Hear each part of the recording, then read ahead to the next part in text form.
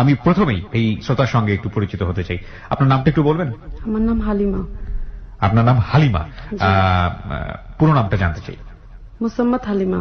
মুসাম্মাদ হালিমা। আর কোন নাম আছে? আর কোন নাম নেই। আচ্ছা, সবাই আপনাকে হালিমা নামে ডাকে নাকি অন্য কোনো? হালিমা নামে ডাকে।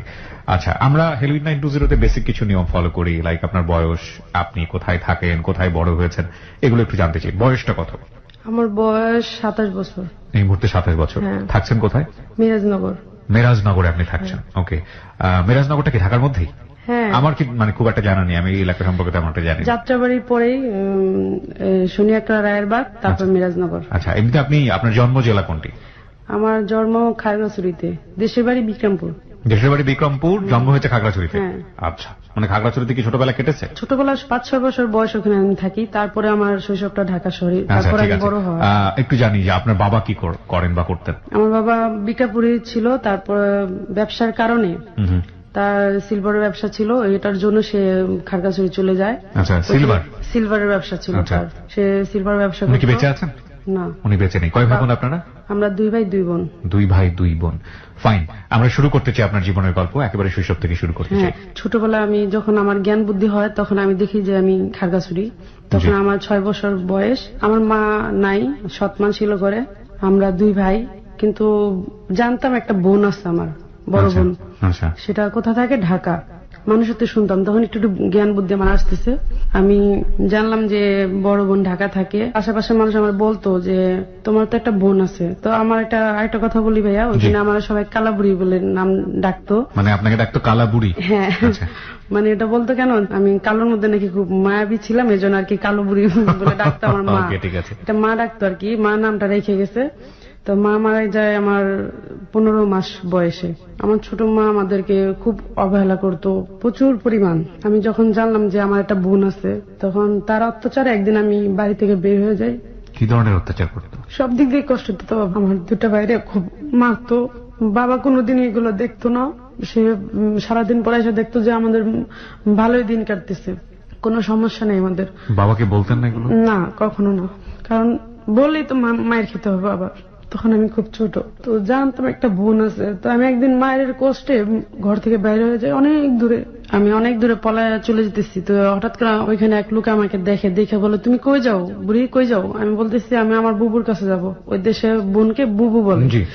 না না, তুমি হারা যাবে, চলো। তাই না, আমার ভাইয়ের সাথে দেখা হয়, ফুরাদের সাথে। তো ফুরাদের হাতে দেখ নেই, ফুরাদ তো চলে যেতেছে, কই জানো, বুবুর কাছে যাবো, লয়ে যাও। ভাই আমার টাইনা বাসা আনছে, আমি জানি এখন ধরতে পারলে আমার আবার মারবো।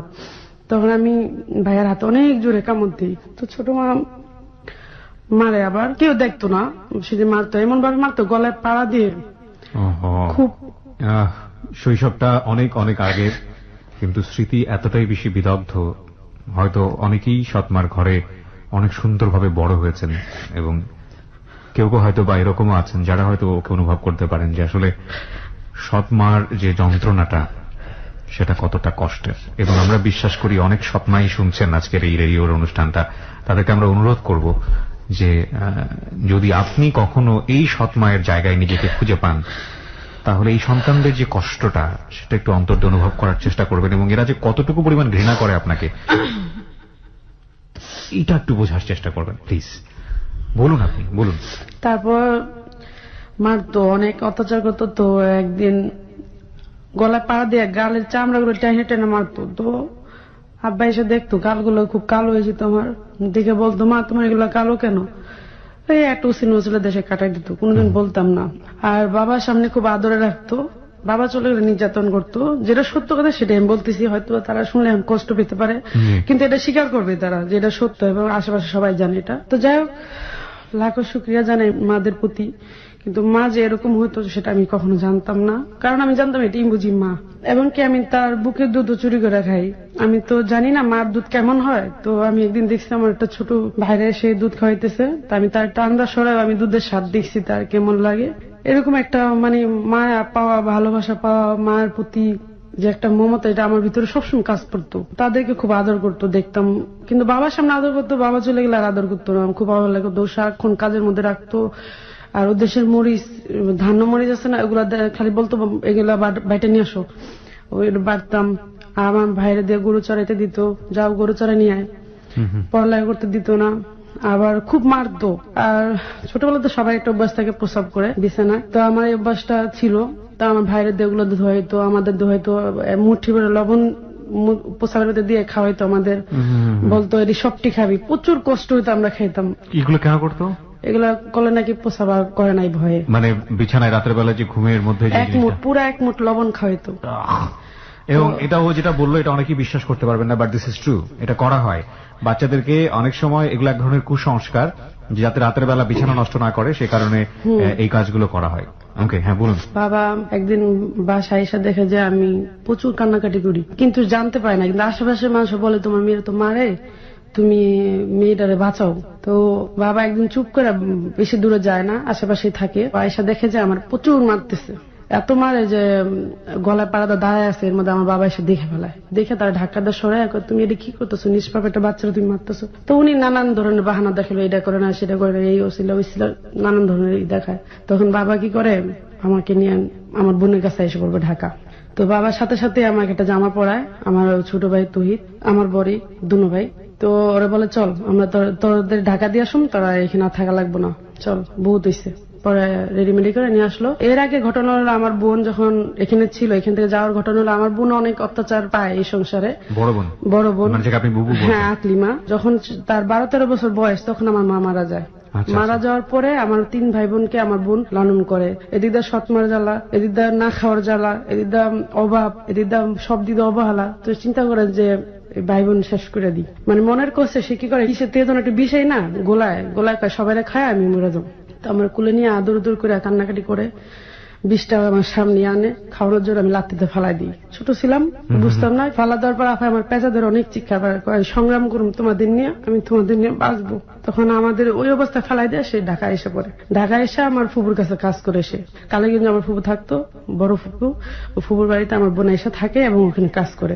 তো এদিকে তো আমরা এত ঘটনা তো সময় আমি জানি না, আমি তো জানি পরে। তো যখন আমার বাবার রওনা দিল আমাদের নিয়ে, যে চলো তোমাদের নিয়ে যাই, ঢাকা আসলাম। আসার পরে দেখলাম যে আপুর বিয়ে হয়েছে। তো আপু বিয়ে করে কেন, আপুর একটা উদ্দেশ্য, যে আমার যে যন্ত্রণা পাই আমি এখান থেকে আসছি, আমার 3টা ভাই বোন আমি বিষ খায় মেরে ফেলতে চাইছি, সেই ভাই বোনের নামের আমি যুদ্ধ করে তাদের বাঁচানোর জন্য ঢাকা শহরে আসছি, তাদের বাঁচানোর জন্য আমার কিছু একটা করার দরকার।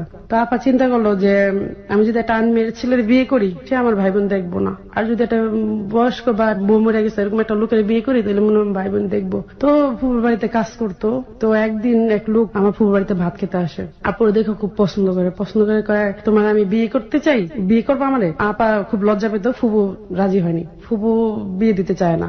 তা আপা বিয়ে করে, একটা সত্য নেয় দুলাভাইয়ের সাথে, যে দেখেন আপনি আমাকে বিয়ে করতে চান, ঠিক আছে, আমার 3টা ভাই বোন যদি আপনি পালেন তাহলে আমি আপনাকে বিয়ে করবো। তো আপা বলে যে আপনার তো বউ আছে, কয় না আমার বউ পাগল, আমার 2টা ছেলে মেয়ে আছে, বউ যেহেতু পাগল আমার একটা মানুষ দরকার, আর তোমার 3টা ভাই বোন যেহেতু আছে আমি শুনছি আমি ওদের পালবো, প্রস্তাবটা ফালায়ও না, এটা বলে। তা আপা না করে দেয়। আপা ওইদিকে আর কি এখন কাজ কাম করে, চিন্তা করে না আমার ভাই বোন তো দিদা অবহেলা আছে, যেভাবে হোক আমার এটা রাজি হইতে হইব।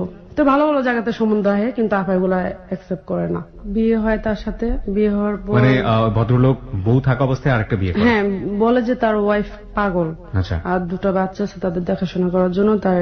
এটা কি আপনার বোন তখন খোঁজ নিয়েছিল বা এটা কি নিশ্চিত ছিল? কিভাবে নেবে, আমার আপু এমন সাদা সিধা ছিল যে দুনিয়া সম্পর্কে তার কোনো নেই। তখন রক্ষা করার দরকার ছিল তার ভাই বোন, আর কিছু চিন্তা করেনি, তার লাইফের চিন্তা সে করেনি। সে বলার পর দুলাভাই বলে আমি তোমাকে এখানে সবকিছু করে দিব, তুমি তোমার ভাই বোনদের মানুষ করবা, আর আমি তাদের দায়িত্ব নিলাম। তো আমার আপু ফুপুর উপর অনেক কষ্ট নিয়ে রাজি হয়। তো ওইদিকে বড় ভাই আর মানে আমার আপা ছোট যে ভাইটা ও থাকে আপার কাছে, ওখানে থাকে ফুপুর বাড়িতে, আর আমার আপা আর আমি, আমার ওই ভাইটা তহিদ ও থাকি খারগাছড়ি। ওই সময় আমাদের ওই অবস্থা হইতেছে। তো যাই হোক, এদিকে বিয়েটা হয়। বিয়ে হওয়ার পর আমার আপু ঘর ভাড়া কিভাবে নেয় এগুলো জানতো না। তো মানুষের বারিন্দায় এক হিসেবে তারা শুইতো। তো আমার ফুপু আবার বুদ্ধি করে ঘর লয় না দেখে বলতো যে এটা পাই না, ওদের শরীরে ফিকা মারো। তো আর এক একটা নির্যাতন করতে পারবে। তো দুলাভাই টাকা ছিল অনেক, কিন্তু ঘর নিতে পারতো না। তারপরে ঘর নিল, নেওয়ার পরে তারা সংসার গোছালো। এর মধ্যে বাবা আমার নিয়ে আসে, ওই যে মারতে দেখে তখন নিয়ে আসে।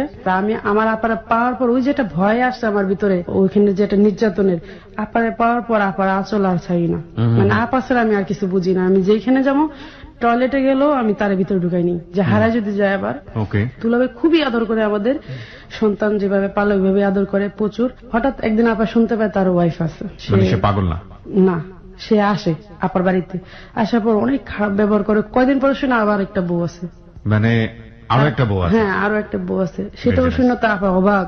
আপা আবার একটা জিনিস ভাবে, আমার ভাই বোন তো সুন্দরভাবে পালতেছে, তার অর্থ দিক দিয়ে টাকা পয়সা দিক দিয়ে ভালোই ব্যয় করতেছে আমাদের প্রতি। থাক, আমার ভাই বোন যদি মানুষ হয়, আমার আর কিছু দরকার নেই, এদের উপরেই আমার জীবনটা চলুক। তো যাই হোক, দুলাভাই ব্যবসা বাণিজ্য করতে আস্তে আস্তে অনেক টাকা পয়সার মালিক হলো, আস্তে আস্তে দিন ঘুরলো। তখন আমাকে যদি কোনো স্কুলে ভর্তি করে তো দুলাভাই একটু হিংসা ভাবে নিত।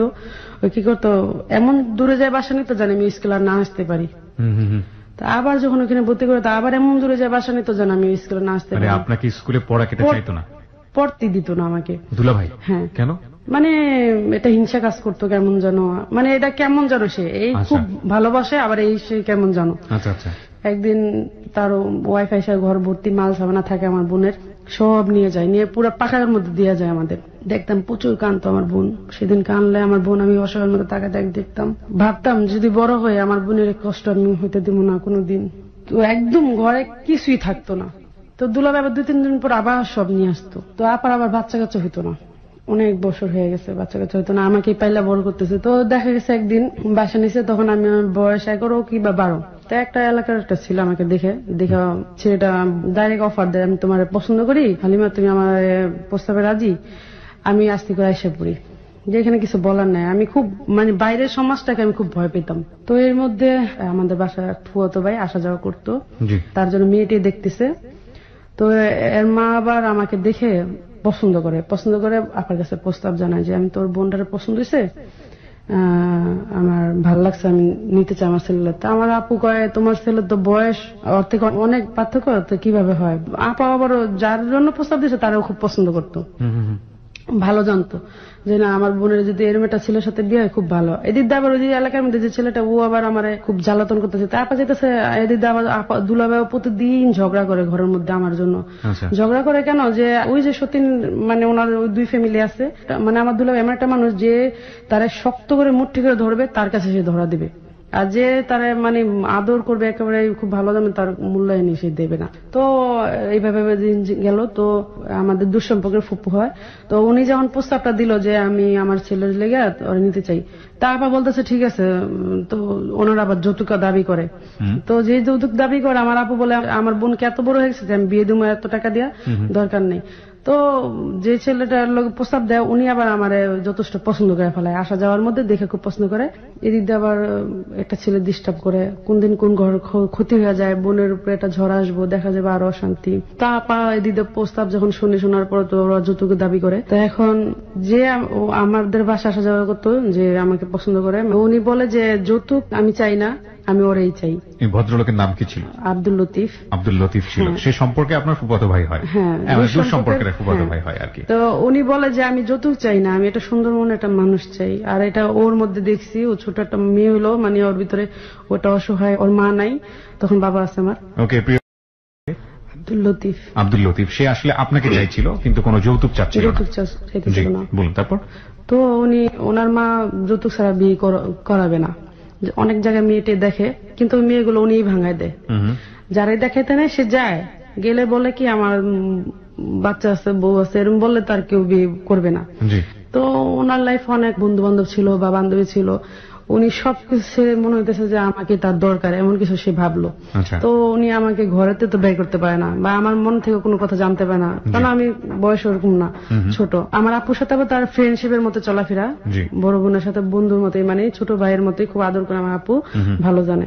তা আমার আপুরে বলে যে আপা আমি একটা ছবি দেখবো, ছবিটা খুবই দুঃখের ছবি, আমি ওরা দেখাবো, লাইফ সম্পর্কে অনেক কিছু জানা যাবে, ওরা আমি নিতে চাই, তুমি একটু যাইতে দিবা? তারপর বলে আমার এত একটু বোন, ও না না ওই সব দরকার নাই, দেখ রে উড়ান্ত বয়স, তোর সাথে দিলে একটা কলঙ্ক হইব। তো বলে না আপা, আমার অনেক বন্ধু বান্ধব যাইতেছে, এখানে আমি ওরা না আনলে আমি যেতে পারবো না, প্লিজ। এখানে মানে অনেক অনুরোধ করে পায়াতে ধরে। তারপর বলে দেখ রে এটা সম্ভব না, মানে দুজনের মধ্যে খুব রাগারাগি হয়ে যায়।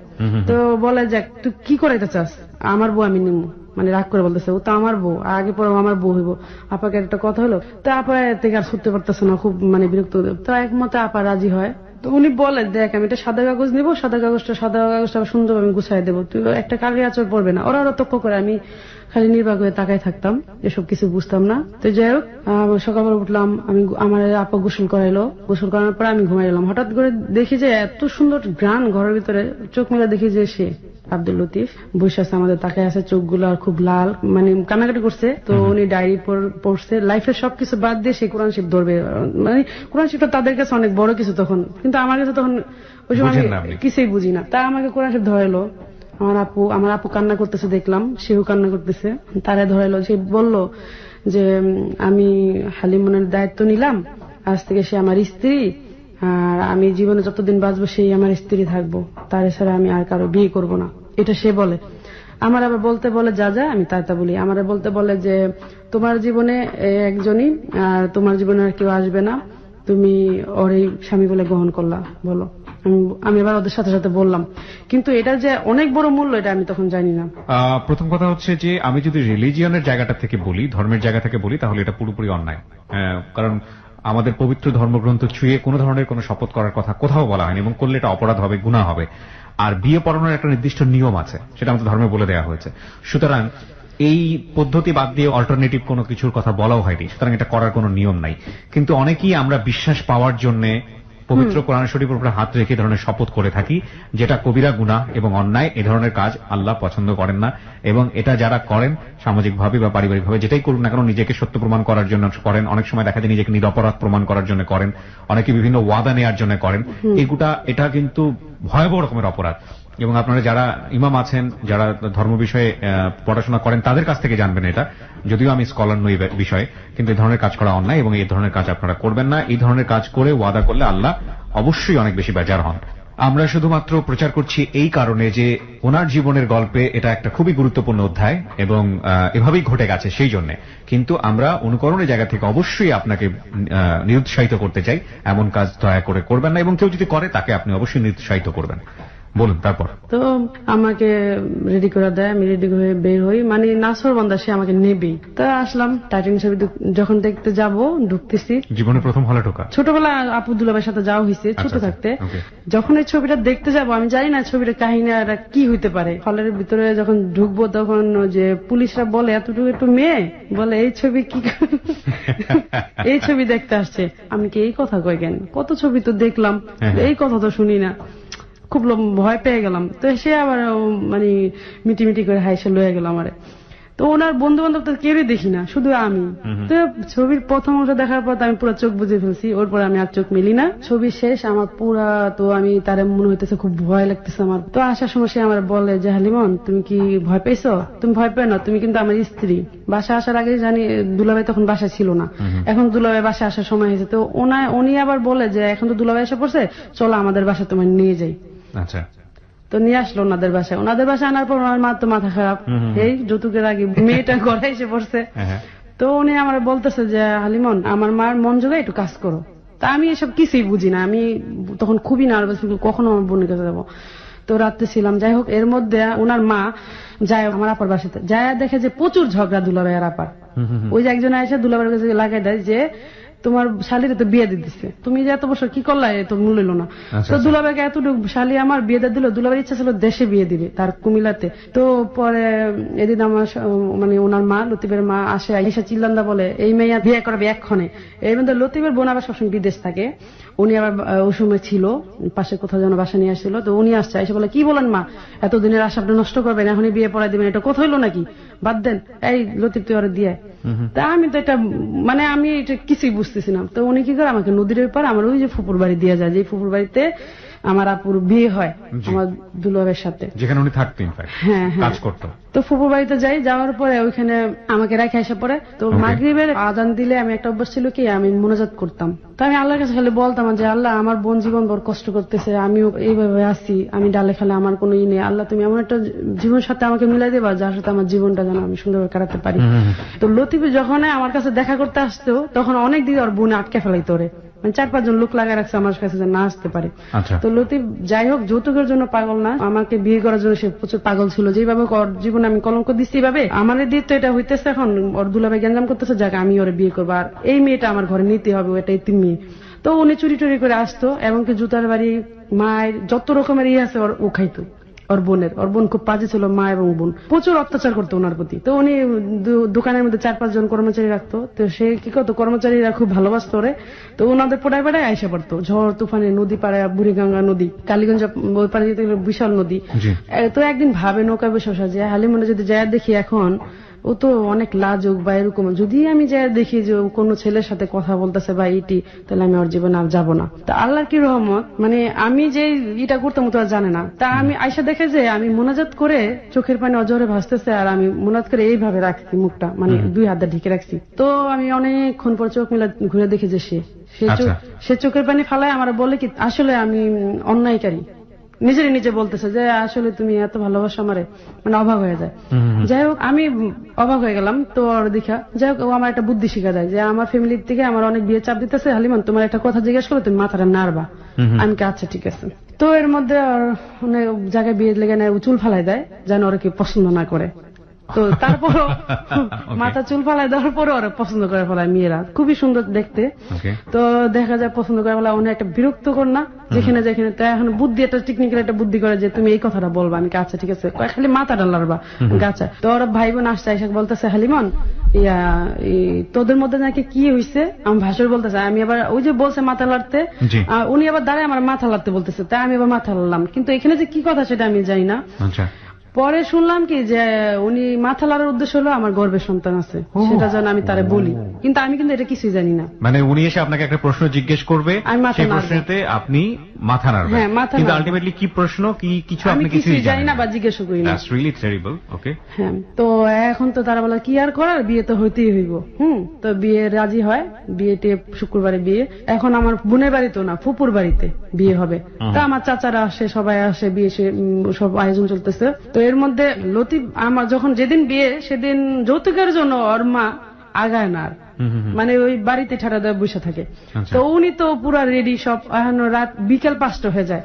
এদিক দিয়ে আমার আপা দুলাভাইয়ের অত্যাচার আছে, খুব কষ্টে আছে, কি করব দিশা পায় না। আপা এবার এক বুড়িতে একটা চেন দিবে বলে, চেনটা লোকের টাকা নেওয়া হাতে দুলাভাইকে দাও, আমি কিনে দেবো। দুলাভাই নিয়ে আমি যাবো না, টাকাও দিব না। তা আপা জিদ দেখ কষ্টে যে আমার বোনডারে তুমি শুরু থেকে এরকম করতেছো আমাদের সাথে, মানে আপার একটা কষ্ট লাগবে, আজকে মা নাই, আজকে এরকম করতেছো। তা আপা এবার কি করলো, একটা চাকু নিয়ে নিজের পেটে ঢুকে দিতে নিয়েছিল। দুলাভাই আবার ধরতে যায়, আপার হাতে এখন স্পটটা আছে, এটা দাগ পড়া যায় কঠিন ভাবে। তারপর যাই হোক উনি আসে, মানে আমার বিয়ের জন্য সব রেডি হয়। এর মধ্যে ওনারা আসে না যৌতুকের কারণে।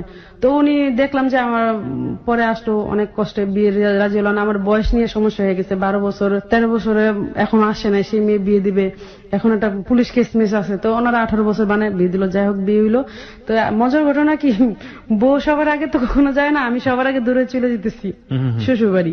কিন্তু তখন আমি বুঝতেছি না এটা কি, বিয়ে হয়ে গেল। হ্যাঁ বিয়ে হয়ে গেছে, আমি সবার আগে দূরে চলে যেতেছি, সবাইকে ফেলেই, মানে আমি আগে হাঁটতেছি। আমার কাছে মনে হচ্ছে এটা একটা খেলার একটা আনন্দ, জিনিসটা বুঝি না একদম। তো আসলাম ওনাদের বাড়িতে। আসার পরে তো যখন দেখলাম যে এক রুমে দিল, আমি এটা কি, এই রুমে কেন আমাকে দিবে, আমি খুব রাগ হয়ে গেলাম। না আমি এই রুমে শোবো না, আমি আপনাদের সবার সাথে শোবো। এরপর কান্না শুরু করে, আমি তো আমার আপার কাছে যাবো, এখানে তো আমি এতক্ষণ থাকবো না। যাই হোক ফুফু বাড়িতে আমাকে নেওয়ার পর এমনি এমনি আমাদের সংসার চলতে থাকে। তো উনি যখন বাইরে যায় তখন আমার প্রতি অনেক নির্যাতন হয়। আমার শাশুড়ি আমাকে প্রচুর পরিমাণ খাটায়। ওষুধ তো আমি বুঝি না, যে যেমনি বলে অমনি মন জোগানোর জন্য চেষ্টা করি, সারাক্ষণই কাজ কাম করি। কিন্তু দেখা যায় উনি ঘরে আসলে আমাকে দেওয়ার কাজ করে না, আমাকে খুব আরামই রাখে। তো এর মধ্যে আমার আপু তো বাবু টাবু হয় না, তো উনিও টেনশনে পড়ে যায় যে আমার মনে বাবু হবে না। তো 13 বছর বয়সে আমার গর্ভবতী হয়ে যায়। হোক আল্লাহ পাক আমাকে একটা কন্যা সন্তান দেয়। তো মেয়েটা যখন পৃথিবীতে আসলো, আসার পর আমার বোন তো পৃথিবীতে না পাইছে, তার তখন সন্তান নাই, 18 বছর হয়ে গেছে, 20 বছর হয়ে গেছে, বিয়ে হয়েছে, আমাকে পালছে, আবার বাচ্চাটা পায়া সেই পাললো। তো একদিন আমি একটা কাঁচামরিচ খেতে যাই তরকারির সাথে, আপা দেয় না, কয় না আমার বাচ্চার সমস্যা হবে। আমি কি করে বালি যে তাকে চাপাতা মেরে ফেলতে লই বাচ্চাকে। হ্যাঁ কেন, মরিচ খেতে দিবে না কেন, এটা কি যন্ত্রণা, মানে এটা কি মানে ফাজলামো করছিলেন নাকি? না আমি বিরক্ত মনে করতেছি, আমার কাছে মেয়ে এটা মনে হয়নি, আমার মনে হচ্ছে ওর বাচ্চা, এটা কিসের আমার বাচ্চা, কারণ আমি বুঝি না তো, তখন আমার 13 বছর বয়স। তো আমার আপু তো পেঁচা ধরা বাবুডার আমার একটা থাপ্পড় মারার পর আমি অনেক দূরে যাই, একটা জুতা লয়ে বাবুডার ভিক্ষা মারি, অনেক বড় একটা মানে আমাদের ফিলটাই আসে নাই, মানে বেবি ফিলটাই আসে না। আমার আবার খালতো বোন হয় দুঃসম্পর্ক। কোনো কিছু বুঝে ওঠার আগে বিয়ে, কোনো কিছু বুঝে ওঠার আগে বাচ্চা, মানে আমার কাছে একটা মেন্টালি প্রবলেম মনে হতো, এটা মানসিক ভাবে সমস্যা। হ্যাঁ, যেমন ওর বাবাকে মানে আমি মানে ওর বাবার সংসারের যে ঝামেলাটা, এটাও আমার কাছে একটা মেন্টালি প্রবলেম মনে হতো আমি আর পারি না। তারপর আমার একটা মেয়ে পেটে আসে আবার, তখন ওই মেয়েটা আসার পরেও মানে আমার প্রচুর অবহেলা, মানে আমার 3-4 দিন ধরে আমি খেতে পাই না। আমার বোন অনেক বাজার সদা দিয়ে পাঠায়, মিনতি দিয়ে, মানে আমার শ্বশুর বাড়িতে আমি কইতে পারবো না কোনোদিন আমি একটা মুরগির মাংসের টুকরা আমার পাতে দিচ্ছে। আপনার জামাই কাজ করতো সে সময়টাতে? হ্যাঁ, পরিবারে ইনকাম করতো, পরিবারে উনি ইনকাম করতো। তার একটা যে মানে কি ইলেকট্রিকের দোকান ছিল, টিভি, বুঝলাম, সে আয় উপার্জন করতো। তো আমার ননাসটা বিদেশ থেকে আসার পর আরো নির্যাতন শুরু হয়ে যায় আমার উপরে। মনে করেন তারা সবাই একটা রুমে বসে টিভি দেখতো আর আমি পাকের রুমে বসে রান্না করতাম। 3-4টা রুম পার হয়ে বাড়িটা একটু ভয়ঙ্কর, খুবই ভয় পাইতাম। একদিন বাচ্চাদের যখন ওনার 2 নাতনি মানে ওনার বোনের ঘরে যে ভাগ্নি 2টা থাকতো আমাদের কাছে, ওদের টিচার যখন আসতো তখন বাচ্চাদের দিয়ে আমাকে পাকের রুমে বসে রাখতো, বলতো তুই এই ঘরে আর আসবি না, বাচ্চা আমার নাতিকে পড়ার সমস্যা হয়। তা আমি বাচ্চাদের নিয়ে ওখানে বসে থাকতাম, মশার আমাদের খুব কষ্ট হতো, ওরা কান্না করে মুখ জাদা ধরতাম, বাবা কান্না করো না, দাদি বকবো। তো এরকম করতাম। তো এটি কখন আমি লতিফরে বলি নাই, কিন্তু মনে মনে আমার অনেক ভিতরে জখম হয়ে যেতেছে। তো একদিন অনেক কষ্ট থেকে আমি কি খানা দানা এরকম করে আমার প্রতিটা মানুষের কাছে যায় যায় একটা কয়, আমিও সহ্য করতে পারি না, মানুষ আমার এসে অনেক আদর করে, মানুষেরও মিশতে দেয় না, যা এই জীবন আর রাখুম না। তো মনের কষ্টে কি করলাম, ছাদে উঠি যে নিজের জীবন দিয়ে ফেলুম আজকে। তো ওখান থেকে লাভ চাই যে আত্মহত্যা করুম। তখন আমি ভাবি না, আমার না বাচ্চা আছে, আমার 2টা মেয়ে আছে, আমি যদি মরে যাই আজকে আমার মতো ওরা এভাবে জীবন কাটাইবো না, থাক। আসলাম নিচে, আসার পর সারাদিন কাজ করার পর আমি তো ভাত খেতেছি। তা এখানে আরেকটা ঘটনা, আমার বাসুরের প্রথম স্ত্রী চলে যায়, আমার শাশুড়ির সাথে ঝগড়া বিবাদ করে একটা বাচ্চা ফালাই দিয়ে চলে যায়। তো এর মধ্যে আমার ভাসুরটাও আমাদের কাছে থাকে, ওই ছেলেটাও থাকে। তো ওনার ওই ছেলেটারা আমি পালি ছোট থেকে ইসলাম। তো ওরে আমি ভাত খাইতেছি, তো ও আমার আম্মু আম্মুকে ডাকতেছে। আমি এবার সারাদিন পর কাজ করে ভাত মুখে দিছি, আর আম্মুটাকে জবাবটা আমি দিতে পারি না। তো ওনারা কি করে, ও লতিফ আবার এটা ফলো করে কি করে, একটা লোহারি দিয়ে আমার একটা বাড়ি দেয় হাতের মধ্যে। মা ডাকতেছে শোনো না, কারণ আমার ভিতরে তো কোনো পাপ নাই, আমি ওই যে ভাত মুখে দিচ্ছি সারাদিন পর আমার খুব ক্ষুধা লাগছে, ওদের মাটাকে আমি খেয়াল করতে পারিনি।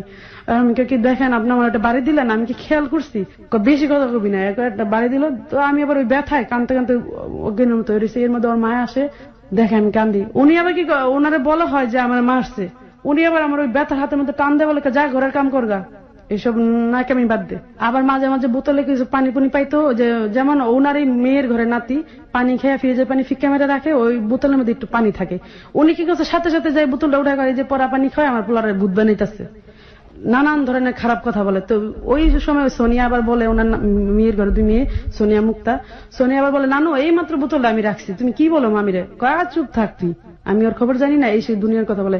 অথচ ভাইয়া দেখেন আমার জীবনে তখন আমি ভুল পাপ অন্যায় হিংসা আমার ভিতরে নাই তখন। ওকে, প্রিয় শ্রোতা, আজকে হালিমার জীবনের গল্প আপনারা শুনছেন। হালিমার জীবনের গল্পের অন্যতম একটি অধ্যায় হচ্ছে বিগত রমজান মাসে ঘটে যাওয়া একটি হত্যাকাণ্ড, যেখানে আমরা দেখেছিলাম যে স্ত্রী নিজ হাতে তার স্বামীকে খুন করেছে। যে রিপোর্টটি আমরা প্রথমেই অনুষ্ঠানের শুরুতে আমরা পড়ে শুনিয়েছি, তার জীবনের অন্যতম একটা অধ্যায় আজকে এই রিপোর্টের সঙ্গে জড়িয়ে আছে। আমরা সেই ঘটনার সম্পৃক্ততা খুঁজতে চাই। এপিসোডটি খুবই খুবই খুবই গুরুত্বপূর্ণ একটা এপিসোড, কারণ আমরা বলি ঘটনা, কিন্তু বিহাইন্ড দ্য স্টোরি, ঘটনার পেছনের ঘটনা, সেটা আমাদের অনেকখানি অজ্ঞাত থেকে যায়। আজকের এই ঘটনাটি গত রমজান মাসে ঘটে যাওয়া একটি জঘন্যতম হত্যাকাণ্ড। নিজ স্ত্রী কর্তৃক স্বামীকে মেরে ফেলা হয়েছিল পরকীয়া প্রেমের জের ধরে, এরকম একটা রিপোর্ট আমরা পড়েছিলাম এবং সেটা নিয়ে ফেসবুকে অনেক তোলপাড় হয়েছিল। আমরা সেই ঘটনার সম্পৃক্ততা এবং সেই ঘটনার একটা বিশাল অধ্যায় হালিমার জীবনে, তাকে আজকে হ্যালো ঈদ 920 আমরা পেয়েছি, তার জীবনের গল্পে। আপনারা আশা করছি পুরো বিষয়টাই মনোযোগ দিয়ে শুনবেন।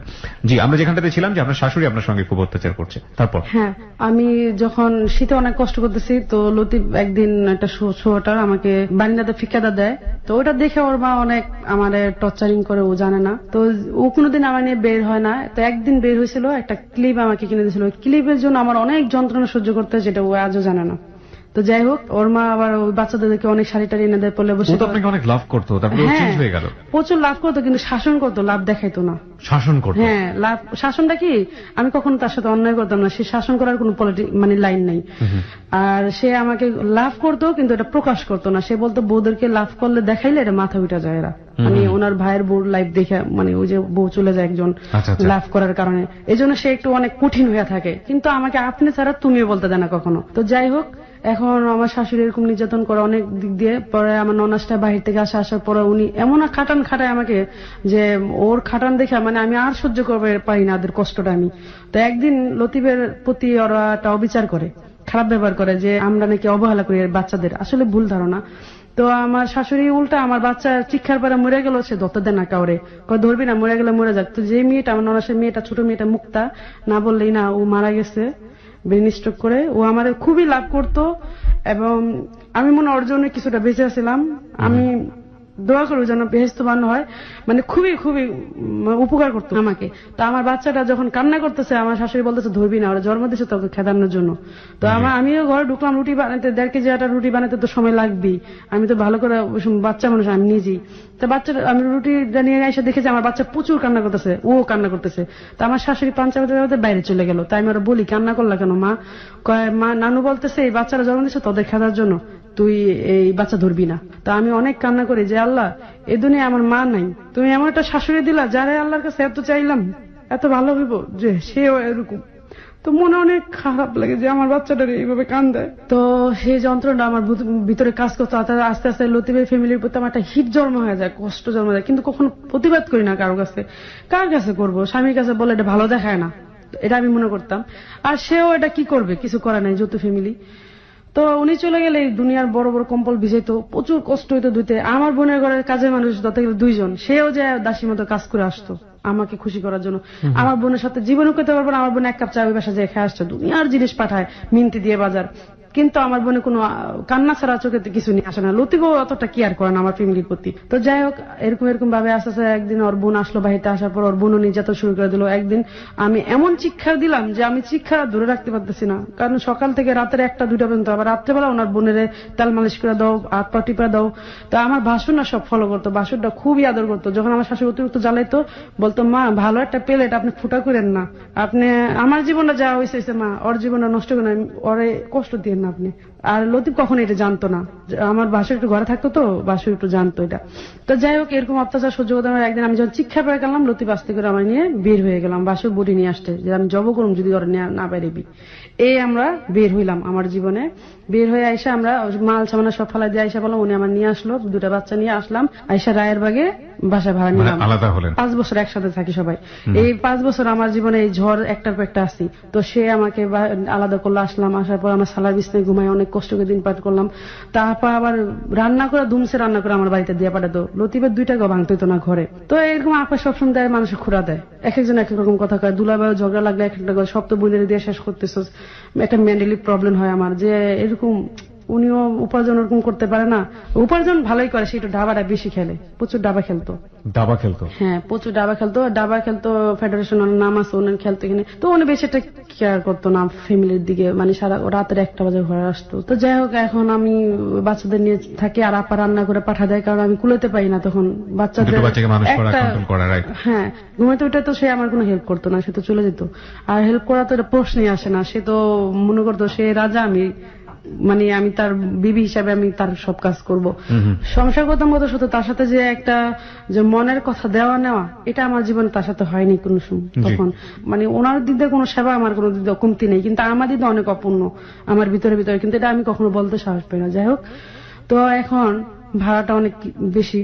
তো এখন আমার খালতো ভাই বাড়ি কিনছে, তো ওইখানে দখল করার জন্য, তাড়াতাড়ি যাওয়ার জন্য এখানে আমাদের ওই রুমটাতে আমাদের উঠায়। তো এক সাইডে তাদের অফিসের মাল থাকে, এক সাইডে আমি থাকি। ওই বাড়িটাতে 11 কাঠা জায়গার ভিতরে একটা রুম, চারপাশে বাউন্ডারি। বাড়িটা একটু ভয়ঙ্কর ভাব, বাড়িতে নাকি অনেকটা খুন হয়েছে। খুব ভয় পেতাম। বাচ্চাদের নিয়ে একেবারে এমন ভাবে, বাচ্চারা ঘুমাই গেলে এমন ভাবে থাকতাম, ভয়ে আমি কাঁপতে থাকতাম কোন আর্মিতে বসে। তো সে আসলে না আমি কোনো যে একটা রাগ বা দেখাতে পারতাম না, ভয় পেতাম, মনেটা মনেই থাকতো।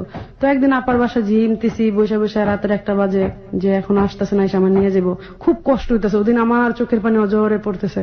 তো উনি আসার পর উনি খুব আনন্দময় মানুষ, আসার পর না গান গাই, মানে রিস্কায় উঠে গান গাইতেছে। গান গাওয়ার পর না ওদিন কেন যেন আমার ভিতরে একটু হিট লেগে যায়, আমি একটা ধাক্কা মেরা বসি। ধাক্কাতে সে পড়ে না, সে আমার একটা থাপ্পড় মেরা বসে গাড়িতে। থাপ্পড় মারার পর যা গেল সহ্য করলাম। আসার পর ওই বাড়িতে আসলাম, বাসা আসার পর উনি বিল খুলে আমার 2টা বাড়ি মারে। তো বাড়িটা দেওয়ার পরে সে আমার দুঃখটা বোঝে না। তো যাই হোক, এইভাবে দিন যাইতেছে। লতিফ আমার সাথে বুঝতেছে না আসলে সে ভালোবাসে, বাট ভালোবাসাটা যে কিভাবে স্ত্রীকে দেখাইতে হয়। সন্তানের সামনেই অত্যাচার করে, মানে ছোট দুটো বাচ্চার সামনেই? না, অত্যাচার না, অত্যাচার বলতে কি, সে ওদিনই মারছে আমাকে। সে কিন্তু গায়ে হাত তুলে যত তাও না, মানে হঠাৎ করে মেরে ফেলে। উনি বিরক্ত করছে এটা, যে স্বামীর গায়ে ধাক্কা দিছো, এত বড় বেয়াদব, তুমি তো আসলে একটা বেয়াদব। এটা মনে হচ্ছে সে স্বামীর গায়ে। আর আমি যে স্ত্রী, 3টা বাচ্চা নিয়ে মানুষের পায়ের সামনে বসে থাকি, ঝিমি, সবাই থাকে ঘুমায়, কিন্তু সে কিন্তু এটা বুঝতেছে না। ও এত রাত পর্যন্ত বসে থাকে, ও আমার ধাক্কা নিলে মারছে, আসলে কি হয়েছে সমস্যা একটু জানি বা একটু বুঝতেছে, আসলে এসব বোঝেই না ও। আর আমিও মনের কথা কখনো ওর কাছে খুলে বলতে পারি না। তবে আমার মনে একটা সবসময় একটা জিনিস কাজ করতো কি ভাইয়া, যে আমার একটা মনের মানুষ আসবে কোনো একদিন। মানে এই সংসারে থাকার পরেও আপনার ভেতরে এই জিনিসগুলো কাজ করতো খুব পরে। প্রিয় শ্রোতা, এখানে একটা বিষয় আপনাদেরকে একটু দৃষ্টি আকর্ষণ করছি। কারো কারো কান্নার আসলে কোনো শব্দ হয় না, এবং এটা আসলে বোঝানো খুব মুশকিল রেডিওতে, কারণ রেডিও মানে হচ্ছে সাউন্ড নিয়ে এখানে আমাদের খেলা করতে হয়। উনি আসলে বলছেন এবং ফুঁকে ফুঁকে কাঁদছেন, সেই জায়গাগুলো থেকে আসলে আপনাদেরকে বোঝানো খুব মুশকিল। আমি কেন যেন মনে মনে বলতাম কেউ একদিন আসবে আমার কষ্টগুলো শুনতে, কারণ বোনের কাছে বললে স্বামী খারাপ হয়ে যাবে, আর স্বামীর কাছে বলার মতো সেই এও আমার নাই। তো মনের চাপ। ওনার সাথে আপনার বয়সের ডিফারেন্স কত ছিল? 15 বছর। 15 বছরের মতো ডিফারেন্স। যাই হোক, এখন বোনের এইভাবে দিন যেতেছে। ওই মধ্যে আমি ভাবতাম, আমি একটা অভিশাপে দিয়ে দিছি আল্লাহর কাছে, বললা যে আল্লাহ এরা এত দূর নাও যে আমার কাছে না আসতে পারে। অনেক অজরে চোখের পানি ফালায় আমি কান্নাটা করি খুব কষ্ট থেকে। তো আল্লাহর কি রহমত, এর মধ্যে আপা রাজি হয়, বিদেশ পাঠায়, ওনাকে বাইরে চলে যায়।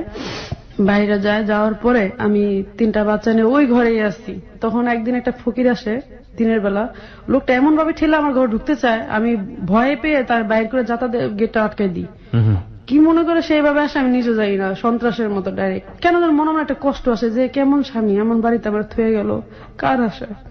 এর মধ্যে তার মাও আমার ঘরে আসে, আমার কাছে আসে। ওই ভাই বড় বিয়ে করে, ওই বউর সাথে মিলে না, এখন আমার কাছে থাকতো। হ্যাঁ, এখন সে যাওয়ার পর তো নির্যাতন আরো শুরু হয়ে গেল আবার নতুন করে। শাশুড়ি অনেক রকমের ঘরের মধ্যেই করে, কিন্তু কিছু করার নেই কারোর কাছে, কার কাছে বলবো। তো ওর মধ্যে আমার শাশুড়ি চলে যায় দেশে। বাচ্চার বাবা বলতেছে লতিফে বিদেশ থেকে, তুমি দেশে থেকে ঘুরে আসো। তো দেশে গেলাম, আর ওর মামার বাড়ি আমাকে নিমন্ত্রণ জানায়। তো উনি বিদেশ থাকে, তখন তো সবাই আদর করবে স্বাভাবিক। তো ওর মামার বাড়ি গেলাম। যাওয়ার পরে আমার ওই মামা শ্বশুরের 2 ছেলে 1 মেয়ে। ছেলে বড়টা বিদেশ থাকে, ছোটরা নোয়াখালী দোকান না ব্যবসা জানি না। ছোট মেয়ে মানে ওনার মেয়েটা মানে মন ভাবি বলে ডাকে, খুবই আদর করে একটা নাম দেয়, মন ভাবি। তো ও একটা ছেলের সাথে তার সম্পর্ক ছিল, অ্যাফেয়ার ছিল, যার সাথে এখন তার বিয়ে হয়েছে আর কি। তা আমার মোবাইল দিয়ে সে সারা রাত কথা বলতো। তো মোবাইল স্বামী বিজি পেলে যে সমস্যা হবে, এই জ্ঞানটা আমার ভিতরে ছিল না। ওকে। হ্যাঁ, ওর সারা রাত ফিস করে কথা বলতো। ওর পাশে কেউ শুইলো, কেউ শুনতে পাইতো না। তো পরে একদিন ও আমারে বলে যে ভাবি আমার ভাইয়ের লোক একটু কথা বলবেন। আমি কষ্ট না, আমি প্রেম করতে পারি না, আপনি একটু কথা বলুন। ও আমার পায়ে ধরে ফেলায়। বুঝিনি কাকে, মানে ভাবি মানে দবির? এই দবির নবীর তো নোয়াখালী, নবীরের ছোট বোন। সে অনুরোধ করে। কাকে অনুরোধ করে? আমাকে। ভাবি, মন ভাবি, তুমি তো আমার বান্ধবীর মতো, আমার ভাইয়ের জন্য না আমি না প্রেম করতে পারি না, তুমি এক কাজ করো, ওর সাথে একটু কথা বলো। মানে নবীরের সাথে কথা বলো? হ্যাঁ, কথা বললে ও বুঝবে বন্ধুত্বটা কি। তা আমি না করি, কারণ আমার জীবনে আমি কারোর সাথে চলি নাই ওই সময়, আমি এটা ভাবার মতো না। তা আমি বলতেছি না, এটা সম্ভব না। তো আমার পা ধরে ফেলে। তা আমি বলে আচ্ছা ঠিক আছে। তো ও কি করলো, ও নিজেই যে রিকোয়েস্ট কল কিভাবে দেয় তখন আমি জানতাম না, ও নিজেই কলটা দিয়ে দেয়, রিকোয়েস্ট কল। তো ওই কলটা দেওয়ার সাথে সাথে ওর ভাই ব্যাক করে। আচ্ছা ঠিক আছে দাও। তো আমি ওর অফার দিলাম যে আমি আপনার সাথে বন্ধুত্ব করতে চাই। মানে নবীরকে আপনি বলছেন যে আপনার সঙ্গে বন্ধুত্ব করতে? হ্যাঁ, আপনার সাথে আমি বন্ধুত্ব করতে চাই। তো ও আমার অ্যাড্রেসটা জিজ্ঞেস করে, আমি বললাম যে তোমাদের বাড়িতে আসছিলাম, তো মিথ্যা আশ্রয় নিতে হয়েছে। ও যা যা শিখে তাই তাই, আমার গলা কাঁপতেছে, আমি বলতে পারতেছি না। ভাবি প্লিজ এভাবে বলো। তো ও যা বলছে তাই বলছে, হ্যাঁ আমি আপনার সাথে বন্ধুত্ব করতে চাই। কিভাবে? আমি কি আপনার বোন থেকে নাম্বার পাইছি? ছোট বোনের সাথে তো আপনার বন্ধুত্ব আছেই, আমার সাথে কি করে হয়? আমি হয়। আমি যখন ঢাকায় এসে পড়বো, আমার নন্দ আমার খুব অনুরোধ করে, ওই যে আমি বলছিলাম যে বন্ধুত্ব, ওই কথারই অতটুকুই, আর বলা হয় না। আচ্ছা, না এখানে আপনি আসলে ওনার সঙ্গে বন্ধুত্ব করলে এই আপনার এই ননদকে কিভাবে হেল্প করাবে আমি ঠিক বুঝতে পারছি। ও আমি বলি তো, ওর কথা হলো বন্ধুত্ব কি সেটা ভাইয়া জানে না। ভাইয়া তো কারোর সাথে চলে না ফিরে না, ভাইয়া বন্ধুত্ব মানে বুঝে না। তুমি ওকে বন্ধুত্ব বোঝাতে পারলে ওর বোনটা পারমিট করবে। তুমি একটু ফ্রেন্ডশিপ করো, তাহলে সে বুঝতে পারবে, তাহলে আমি এটা খোটা দিতে পারবো, তখন ও আমার কিছু বলতে পারবে না। এটা লর বুদ্ধি, কিন্তু এইসব কিন্তু আমি কিছু জানি না। আচ্ছা, তো যাই হোক, ওই সময় আমি ঢাকায় এসে পড়ি। আসার পর আসার সময় আমাকে অনুরোধ করে, ভাবি প্লিজ ওই যে তুমি ফোন দিয়েছিলে আর তো ফোন টোন দাও না, একটু কথা বলো। আমি আচ্ছা ঠিক আছে এটা বলে ওই তোরে কি, ও কিন্তু প্রতিদিন রাত্রে ফোন দিছে, যে 2 দিন আসছিলাম দেখছে বিজি। ও ভাবছে কি আমি খারাপ মেয়ে, কার সাথে যেন কথা বলে। এদিকে কিন্তু ওর বোন কথা বলতেছে সারা রাত ওই ছেলের সাথে, যার সাথে এখন ওর বিয়ে হয়েছে। অনেকদিন পর হঠাৎ করে 4-5 দিন পর একটা ফোন আসলো ওই নবীরের। ফোন দিয়ে বলে, কেমন বন্ধুত্ব করলেন, এই পর্যন্ত একবার ফোন দেওয়ার খবর নেন না, আজকে 12টা বাজে আপনি একটা ফোন দিবেন, তাহলে আমি মনে করবো আপনি একটা ভালো বন্ধু যোগ্য। আমি কাছে দেখা যাক দেবো। তো এটা বলার পর আমি ভুলে গেছি, আমার বাচ্চাদের নিয়ে আমি খুব ব্যস্ত, আমার মন টন খারাপ, ভালো লাগে না। তো ওই যে এক সাইডে মাল সামানা থাকে, এক সাইডে আমার ঘর, আর পুরা বাড়িতে আমি খুব ভয় পাই। ওই সময় যদি কেউ ফোন দেয় আমার আপু, আমি খুব মানে আনন্দ পাই, মানে যতক্ষণ কথা বলা তখন মনে হয় কেউ পাশে আছে। তো ওই সময় আমার কাছে কেন জানি এটা একটা প্রয়োজন মনে হয়ে গেল, ও ফোন দিছে, মানে ওর সঙ্গে কথা বলা। কেন মনে হতো যে আমার পাশে কেউ তো নাই, একটু কথা বললে আমি ভয়টা কাটবো, আমার ভয় লাগতো, প্রচুর ভয় পেতাম আমি। একাই থাকতেন বাড়িতে? একা বাড়িতে, 11 কাঠা বাড়ির ভিতরে। 11 কাঠার বাড়ির ভিতরে আপনি একা? একটা টিন সিট বাড়িতে, চারপাশে বাউন্ডারি। আমার বাড়িতে নাকি খুন হয়েছে। হঠাৎ করে দেখি একটা ফোন বেজে উঠলো রাতের 1টায়। ও 1 ঘন্টা ওয়েট করে, ফোন দিয়ে বলে, কি কেমন বন্ধু, আজকে 6 দিন হয়ে গেল একটা কলও দেন না, আর 12টা বাজে দিয়ে বলছে, হে বলো না, মাথা তো আমার নাই, কারণ আমার এর কোনো ফিলিংস নেই এর প্রতি। তো দেওয়ার পর আমি কি ও সরি বলেছে। তো ও অনেক কথা জিজ্ঞেস করলো, 2 সুখে দুঃখের কথা বলে। হঠাৎ করে দেখি কি আমার প্রচুর ঠান্ডা লাগে, এবং তো ফোন দিয়ে আমার একটু নার্ভাস হয়ে বলে, কি তুমি হাসপাতালে যাও না কেন? আমি কি তুমি করে বললো, একটু টেনশন লাগলো। আমি না, তো এটা অন্যদিকে চলে যাবো, এটা তো আমার ঠাট্টা করা ঠিক না, 1 সপ্তাহ হচ্ছে মাত্র, 1 সপ্তাহের মধ্যে ওই লক করে, আমি লক করি না। তা আমি না, এটা আমার ভুলে দেওয়া উচিত, এটা সমস্যা হইব। তা আমি ওরা বলি যে, নবীর একটা কথা বলি তোমাকে, তোমার লতিফ ভাই আছে না? হ্যাঁ, আমি লতিফ ভাই ওয়াইফ। আমি গাছের থেকে শুটকি বানায় তুমি আমার হালাইলে ভাবি, আর জীবনে আমি তোমার ভাবি বলুম না। খুব কষ্ট পেয়ে যায় কথাটা। তো 1 সপ্তাহের মধ্যে তোরটা কথা হয় না, ওর থেকে ও মনে মনে অনেক কিছু ভাইবা নেয় আর কি। তা আমি ওরা বললাম যে, দেখো এটা সম্ভব না, তুমি আমার বন্ধু আছো, বন্ধুই থাকবা। ফান্ডারে না, আমি ওদের কাছে আবার বলি, ননাসা শাশুড়িরে ব্যাপারটা বলি। ওনারা আবার কি করে, ওরাই আমার ওর সাথে মিশাইতে চায়, কিন্তু ওরা যেটা টেকনিক্যাল বুদ্ধিগত সেটা আমি আর বুঝি না। তো ওরা আমার ওর সাথে খালি মিশাতে চায়, বা তুমি ফোন দাও না কেন, মিশাতে চায় মানে কি, মানে কথা বলতে বলে যে তুমি নবীর একটু খবর লো না কেন, আমার ননাসা বলতেছে। তখন ওরা আমার কাছে থাকে, ওর হাজবেন্ড নিয়ে আমার কাছে বেশিরভাগ বেড়ায় আমার কাছে। এটা আমার শাশুড়ি একটু ফোন দেওয়া কইস, তো আমার লাগে একটা শ্রোতা নিয়ে আসতে, সুপারি কাটতে, সে কি জানি বলতেছে আরো। তাই আমি আবার ওই উপলক্ষে ফোন দিলাম, কারণ ফ্যামিলি তো জানি সাপোর্ট। এখন কি করলো ওরা, আমরা একটু বেড়াতে গেছি দেশে, গেছি পরে কি করলো, সবাই দেখে ওরা আমার একটা প্যাচ দিয়ে ফেলতেছে।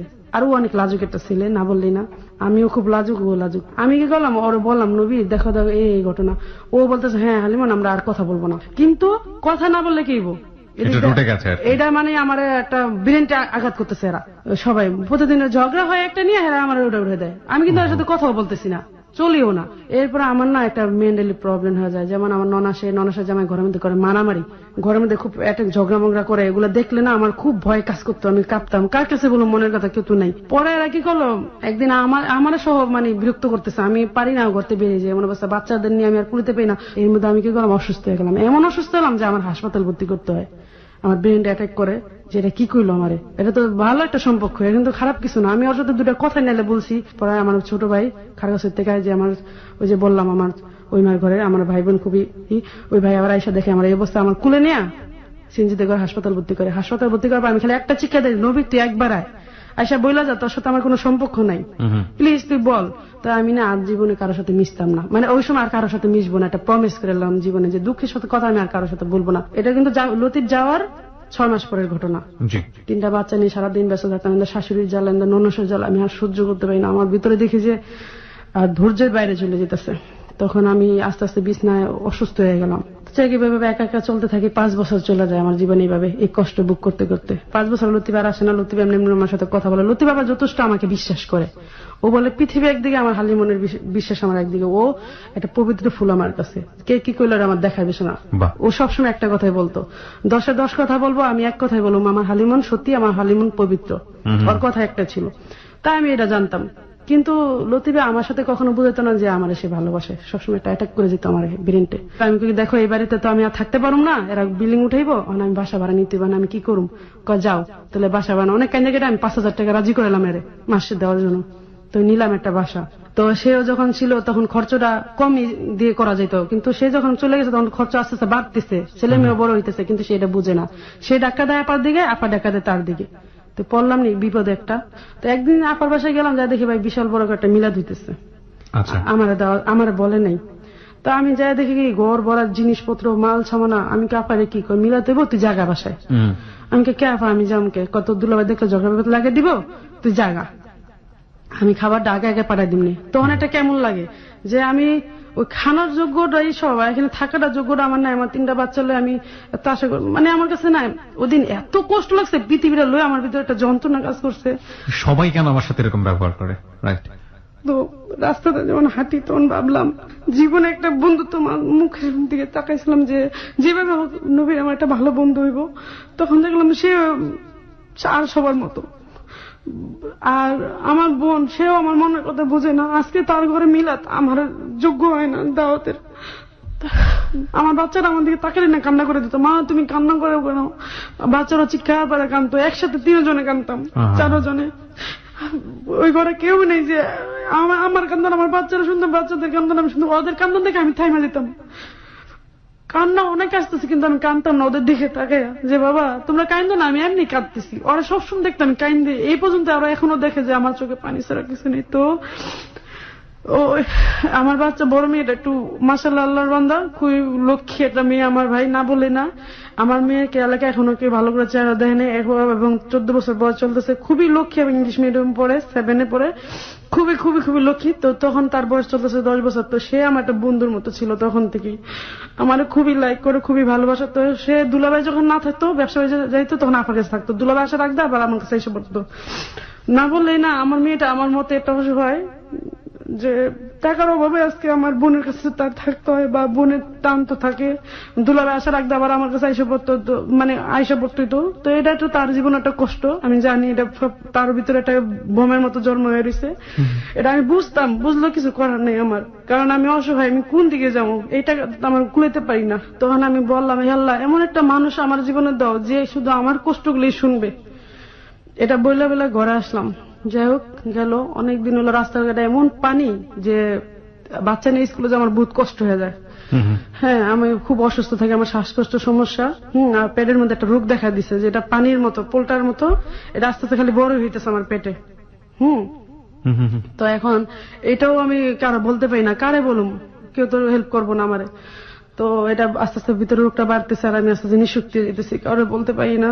তো রাস্তাঘাটে প্রচুর পানি। তো এখন আমি ভাবতেছি যে বাচ্চা হলে এত দূরে আসা যাওয়া আমার অসুস্থ হলে অসম্ভব। তো ওই বাসাটা ছেড়ে দিই। ছেড়ে দেওয়ার পর 5,000 টাকা আমি চলতে পারি না, তখন 6,000 টাকা সে দেয় মাসে, 6-7,000 টাকা করে দেয়। আবার এখন মাও থাকে, আবার মাসে 2,000 টাকা মায়েরও দিতে হয়, আবার ঘর ভাড়া দিতে হয়। এই টাকাটা চলতে হয়, আপা দেয়। তা আপায় আমাকে যেভাবে দেয় ওই টাকাটা আমার জমানো থাকে। এই কদিন আমি 50-60,000 টাকা জমাই ফেলাই। মানে আমি কষ্ট করে ঠিকই চলি, কিন্তু স্বামীর টাকা নষ্ট করি না। আমার একটা উদ্দেশ্য, আমি একটু বিক্রমপুর জমি কিনবো, চাচার উপরে আমার একটু রাখ, আমার চাচার উপরে। যে আমার এখানে একটা কাহিনী আছে, আমার চাচা আমাদের সম্পত্তি মানে যেভাবে হোক দখল করছে, এই জন্য আমার একটা হিট যে আমি দেশে বাইরে একটু জমি করবো।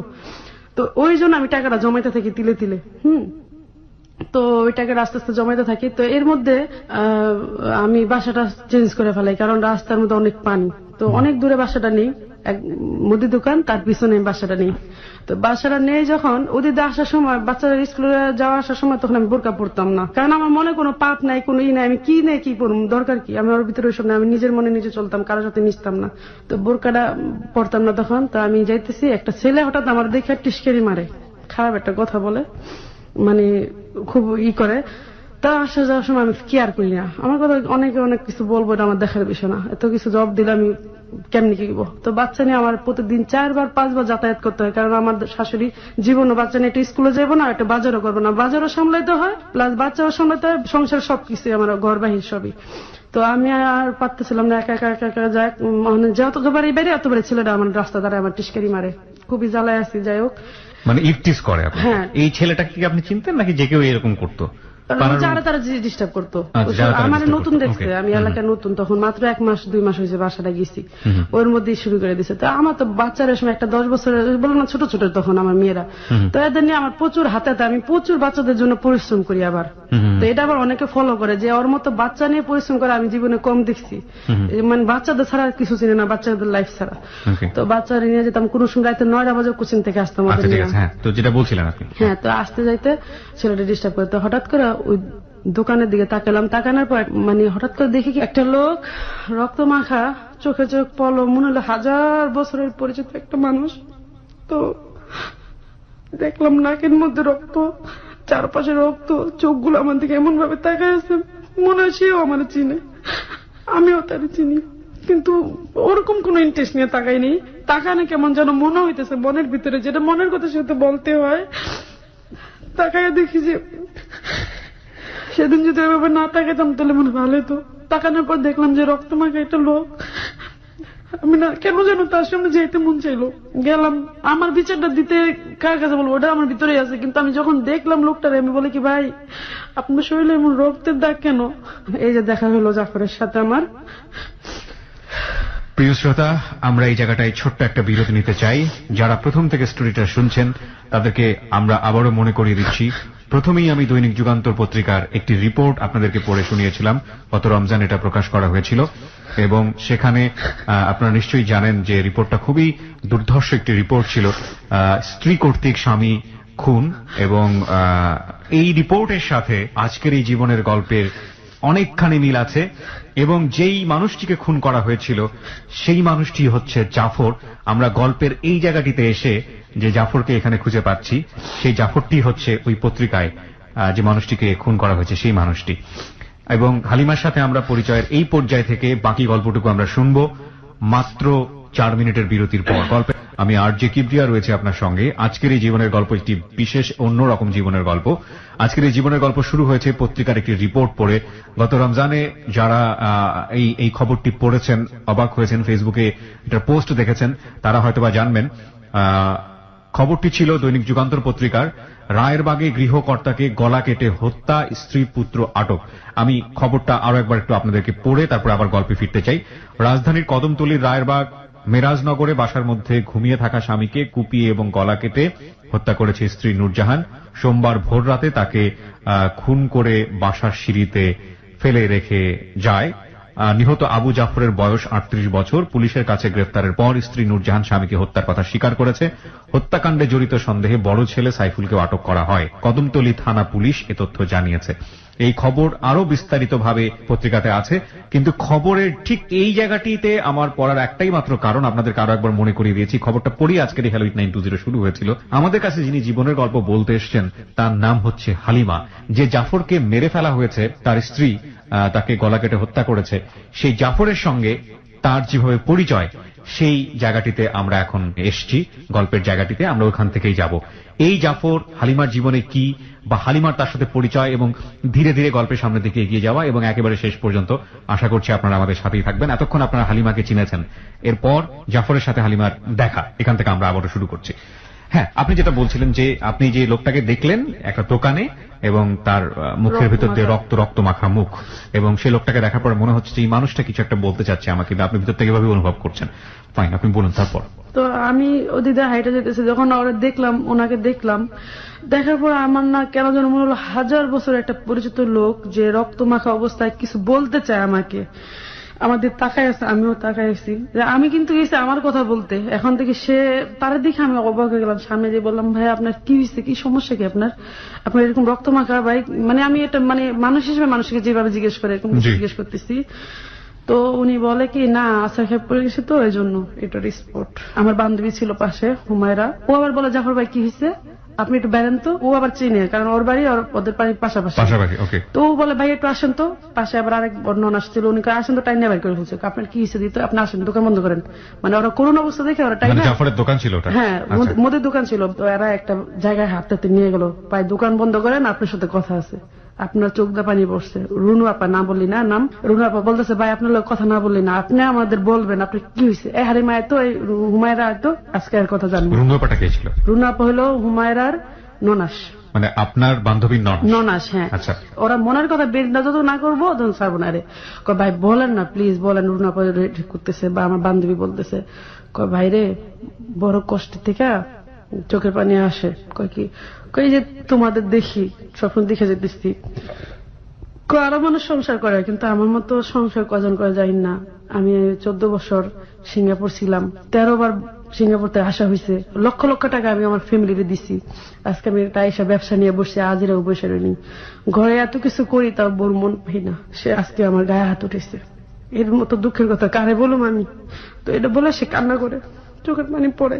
তো আমি না তাকায় থাকি, আমি বলি মানুষের স্ত্রী এমন হয়, আমি তাকায় থাকি নির্বাক ভাবে। ওরা প্রশ্ন করে কেন ভাই, কেন মারলো আপনারা, আপনি কোন না ভাই। তো হুমায়রা আবার বলতেছে জাফর বাইরে যে আমরা দেখতেছি না, যে লক্ষ্যটা মানুষ সারাদিন দোকানের মধ্যে কাজ করতে থাকে, এটার উপর হাত লড়তে থাকে, এই কাম ওই কাম ওই কাম, আর কোনো ফ্যাশন নাই, কোনো ই নাই, এটা লুঙ্গি সাধারণ লুঙ্গি পরে এটা ই পর কিভাবে চলে, এর মতো লুক হয় নাকি সাদা সিধা, এরা এইভাবে কি হয়েছে ভাই বলেন। ওর একটা কথা আছে, এটা ও বলে না, ও বলে যে এমনি আমার কোন আঘাত করেছে। আচ্ছা কি করলে আমি ওর মন পামো, ওদেরকে জিজ্ঞেস করে ও কি চাই এটা খালি পূর্ণ করবেন, তাহলে দেখবেন ঠিক হয়ে যাবে। সবাই ভালো বুদ্ধি দিল। তো আমি এর মধ্যে বললাম কি ভাই আপনি তো অনেক বছর বিদেশ ছিলেন, হয়তোবা তার মনটা একা থাকতে থাকতে জম ধরে গেছে হয়তোবা, কারণ আমি আমারটা চিন্তা করছি, জম ধরে গেছে হয়তোবা তার মনে অনেক কষ্ট আছে। ভাই আপনি তার মনে কোনো কষ্ট দেয় কোনো কাজ করেন না। খালি এতটুকু কথা বলে বাস আয়সা বললাম। সে আমাদের টাকা থেকে বললো কি উপর দিকে সাফালা নিজের বুকে পড়বো, এটা করে কথা শেষ করে। কারণ সে তখনও কিন্তু তার কথাটা বলে না, 3 জন নারীর সামনে কথাটা বলবো একটা লজ্জার বিষয়, ঘরের কথা বাইরে করতে চায়। তো যাই হোক তার নিজের উপরে হিসাবে আমি মনে মনে একটু ভাবলাম কি লোকটাই মনে অপরাধী, এটা আমি ভাবলাম। আচ্ছা, কিন্তু দেখে মনে না সে একটা অপরাধী লোক। তার চোখের পানি, তার কথাবার্তা, তার চাল চলনে যা আমার বান্ধবী শুনতেছি খুব ভালো লোক, এখানে কোনো সন্দেহ কিছু নেই। তো এর মধ্যে আসে পড়ি ঘরে উড়িয়ে যাবে। তো যখন আমি দোকানদার সামনে যেতে লই তখন হাজার কামে থাকলে হঠাৎ করে ওটা চোখ আমার দিকে পড়ে, তাকাইলে ওইভাবে তাকায় থাকে না, দেখে সুরালায় আমি ফলো করি না। তো যাই হোক আমি বাচ্চাদের নিয়ে আসা যাওয়া সব ছিল আমার টেস্ট করে। তখন আমি কি করলাম, চিন্তা করলাম লোকটা তো ভালো, আমার বান্ধবী বলছে আমি ওনার কাছে বিচারটা দিব, যে ছেলেটা আমার যাইতেছে বিরক্ত করে, মেয়েটা আমার বড় হইতেছে বা 10 বছর বয়স চলতেছে, আর আল্লাহ দিলা বয়স উপর দিকে, এখন যদি লোকটা টেস্ট করে মানুষ আমার কি করবো। তো আমি তারা যাই বলি ভাই একটা কথা কি, আমি এই ছেলেটা না আমার খুব ডিস্টার্ব করে। তো উনি বলতেছে আচ্ছা আমি বলে দিই মনে, এটা বলে আমি এসে পড়ি। তো ওই ছেলেটা আবার দেখে আমার ওনার সাথে কথা বলি, জাফর ভাই ওর নাম্বারটা আমি একটু জোগাড় করে দেন। এই ওর স্বামী বিদেশ থাকে, মেয়েটা একটু অসহায় টাইপের, অন্যরকম, মেয়েটা সবার মতো না, তুই ওরা ডিস্টার্ব করিস না। আমরা তো বিয়ে করি নাই, এর লাগে আমাকে মূল্য নেই, আপনারা বিয়ে করছেন এর লাগে আপনাকে মূল্য, এই কথা কাছে ওরা জায়গা। তো এই ছেলেটা কি করে, একটা কে ছিল ছেলেটা? ওর বাড়ির পিছনে, ওর বাড়ি মানে আপনাদের ওই এলাকাতেই থাকতো? এলাকায় থাকে ছেলেটা, মানে তারপর কাজ চালিয়ে যেতেছে, এই খারাপ খারাপ কথা বলে। আমি মানে আর সহ্য করতে হতেছে না, আমি ছেলেটা এরকম করে, ভাইয়ের কাছে বিচার দিলাম, কিছু হলো না, আমি আবার যাই বিচার দিলাম, ভাই ওরা বলেন না আমার ডিস্টার্ব করতে না। তো উনি না ওরা বলে এই তুই ওরা ডিস্টার্ব করিস না, দেখ। তো ও না একটু রাগ হয়ে যায়, তো একটা জাল টাকার লোড ও আবার জাফরের দোকানে দিয়ে দেয়। পরে জাফরে দেখি এটা জাল টাকার লোড, তুই যে জাল টাকার লোড দিলে এই টাকা তুই নিয়ে যায়, এই টাকা ছাড়া তুই ছাড়া কেউ দেখ না, 1000 টাকার লোড এই পর্যন্ত সারাদিনে আসে না আমার কাছে। ছেলেটা কি গেল ওর উপরে চেষ্টা গেল গা, ওর উপরে চেতা, মানে ওরা আমার একটা ফানে ফালানোর জন্য চেষ্টা লেগে আছে। তা আমি তো আর জানি না, ও জানে না, আর আমার লোক ওর কোনো জাফরের লোক সম্পর্ক না। আমি আসা যাওয়া বাচ্চা লেগে ব্যস্ত। তো ছেলেটা কি এমন বিপদে ফালামো ধরে তুই কুলাইতে পারবি না আমরা বলতেছে। তা আমি না খেয়াল করি না, আমি কি এত বড় একটা কথাগুলো আমার মেয়ের নিয়ে আবার কোনো ক্ষতি করে। আমি আমার বান্ধবীর কাছে বললাম, হুমায়ের কাছে, হুমায়রা এই ঘটনা। তো ওকে দাঁড়া, ও তো আমার ছোটবেলায় ওরা প্যান পড়তে দিচ্ছি, এই ছেলে এমন করে দাঁড়া, আমি ডাক দিতেছে এই দিকে তুই ওরা আফা ডাক, কয় না সবার আফা ডাকলে বউ কম করে, ওরা আমার ভালো লাগে। ওকে, হ্যাঁ, আজ থেকে 4 বছর আগের ঘটনা, কর আমার খুব ভালো লাগে। তো ও কাকে থাপ্পড় দিম দেরা, এটা দুষ্টুমি করে বলে বলে ও চলে যায়। তা আমি এসে পড়ি, আমি যাক ও তো এটা বলেই দিছে গেল, এর মধ্যে ও আবার টিটকে শুরু করে দেয়, এমন বিপদে ফেলামো গেরা করতে উঠতে পারবে না। তো আমি না ভয়ে থাকি খুব, কিন্তু আমার কাজ আমি আমি আমি করি, কারো লগে আমার কোনো কথা নেই, কোনো চলাফেরাও নাই। কিন্তু ছেলেটা মানে এক একজনের লগে গল্প করে আর এক একটা করে জাফরের লগে মানে মিলায়। কিন্তু জাফরের সাথে কিন্তু আমার কোনো সম্পর্ক না। ওই যদিও কোনো সদার প্রয়োজন হয়, কারণ পাশের দোকান থেকে তো আর সামনে পরের দোকানে এসে যায় না, যায়, কারণ আমার ঘরের দরজার সামনে তার দোকান। তো এইভাবে দিন যেতেছে। এখন সে যখন আমি আসা যাওয়া করি ওই একই কথা। তো আমার বান্ধবীর বললাম, বান্ধবী ওই যে রুনু আপার বান্ধবী ননাস, উনি আবার পাশের বিল্ডিং এ থাকে। হ্যাঁ, তো এখন ওই ছেলে কি করে, ওই ওর ওয়াইফের কাছে যায় খারাপ কথা বানায় কয়, আপনি একটু ফলো করেন, সন্ধ্যার সময় দেখবেন ওর সাথে অনেক আড্ডা মারে, জাফরের সাথে। হ্যাঁ, ওর বাসা যায় আড্ডা মারে আর মোবাইলে অনেক কথা কয়, আসলে কিছুই না। এদিকে আমি কিছু সদায় আনতে হঠাৎ করে জাফর আমার বলে কি, হালিমান তুমি ঘরে যা, আমি একটা ফোন দিও তো বোন। আমাকে কেন ভাইয়া, কয় তুমি দিও। এরপর এর মধ্যে মানে একটা কালো লোক আইসে আর বলে কি জানেন, ওই বিল্ডিং ওই যে রুনু আপা যে বিল্ডিং এ থাকে, ওই বিল্ডিং এ না পাশের ফ্ল্যাটে একটা ছেলে বেচালা থাকে, একটা মেয়েরা আনছে জায়গায়, এনে পুলিশ মিলিশ আইছে।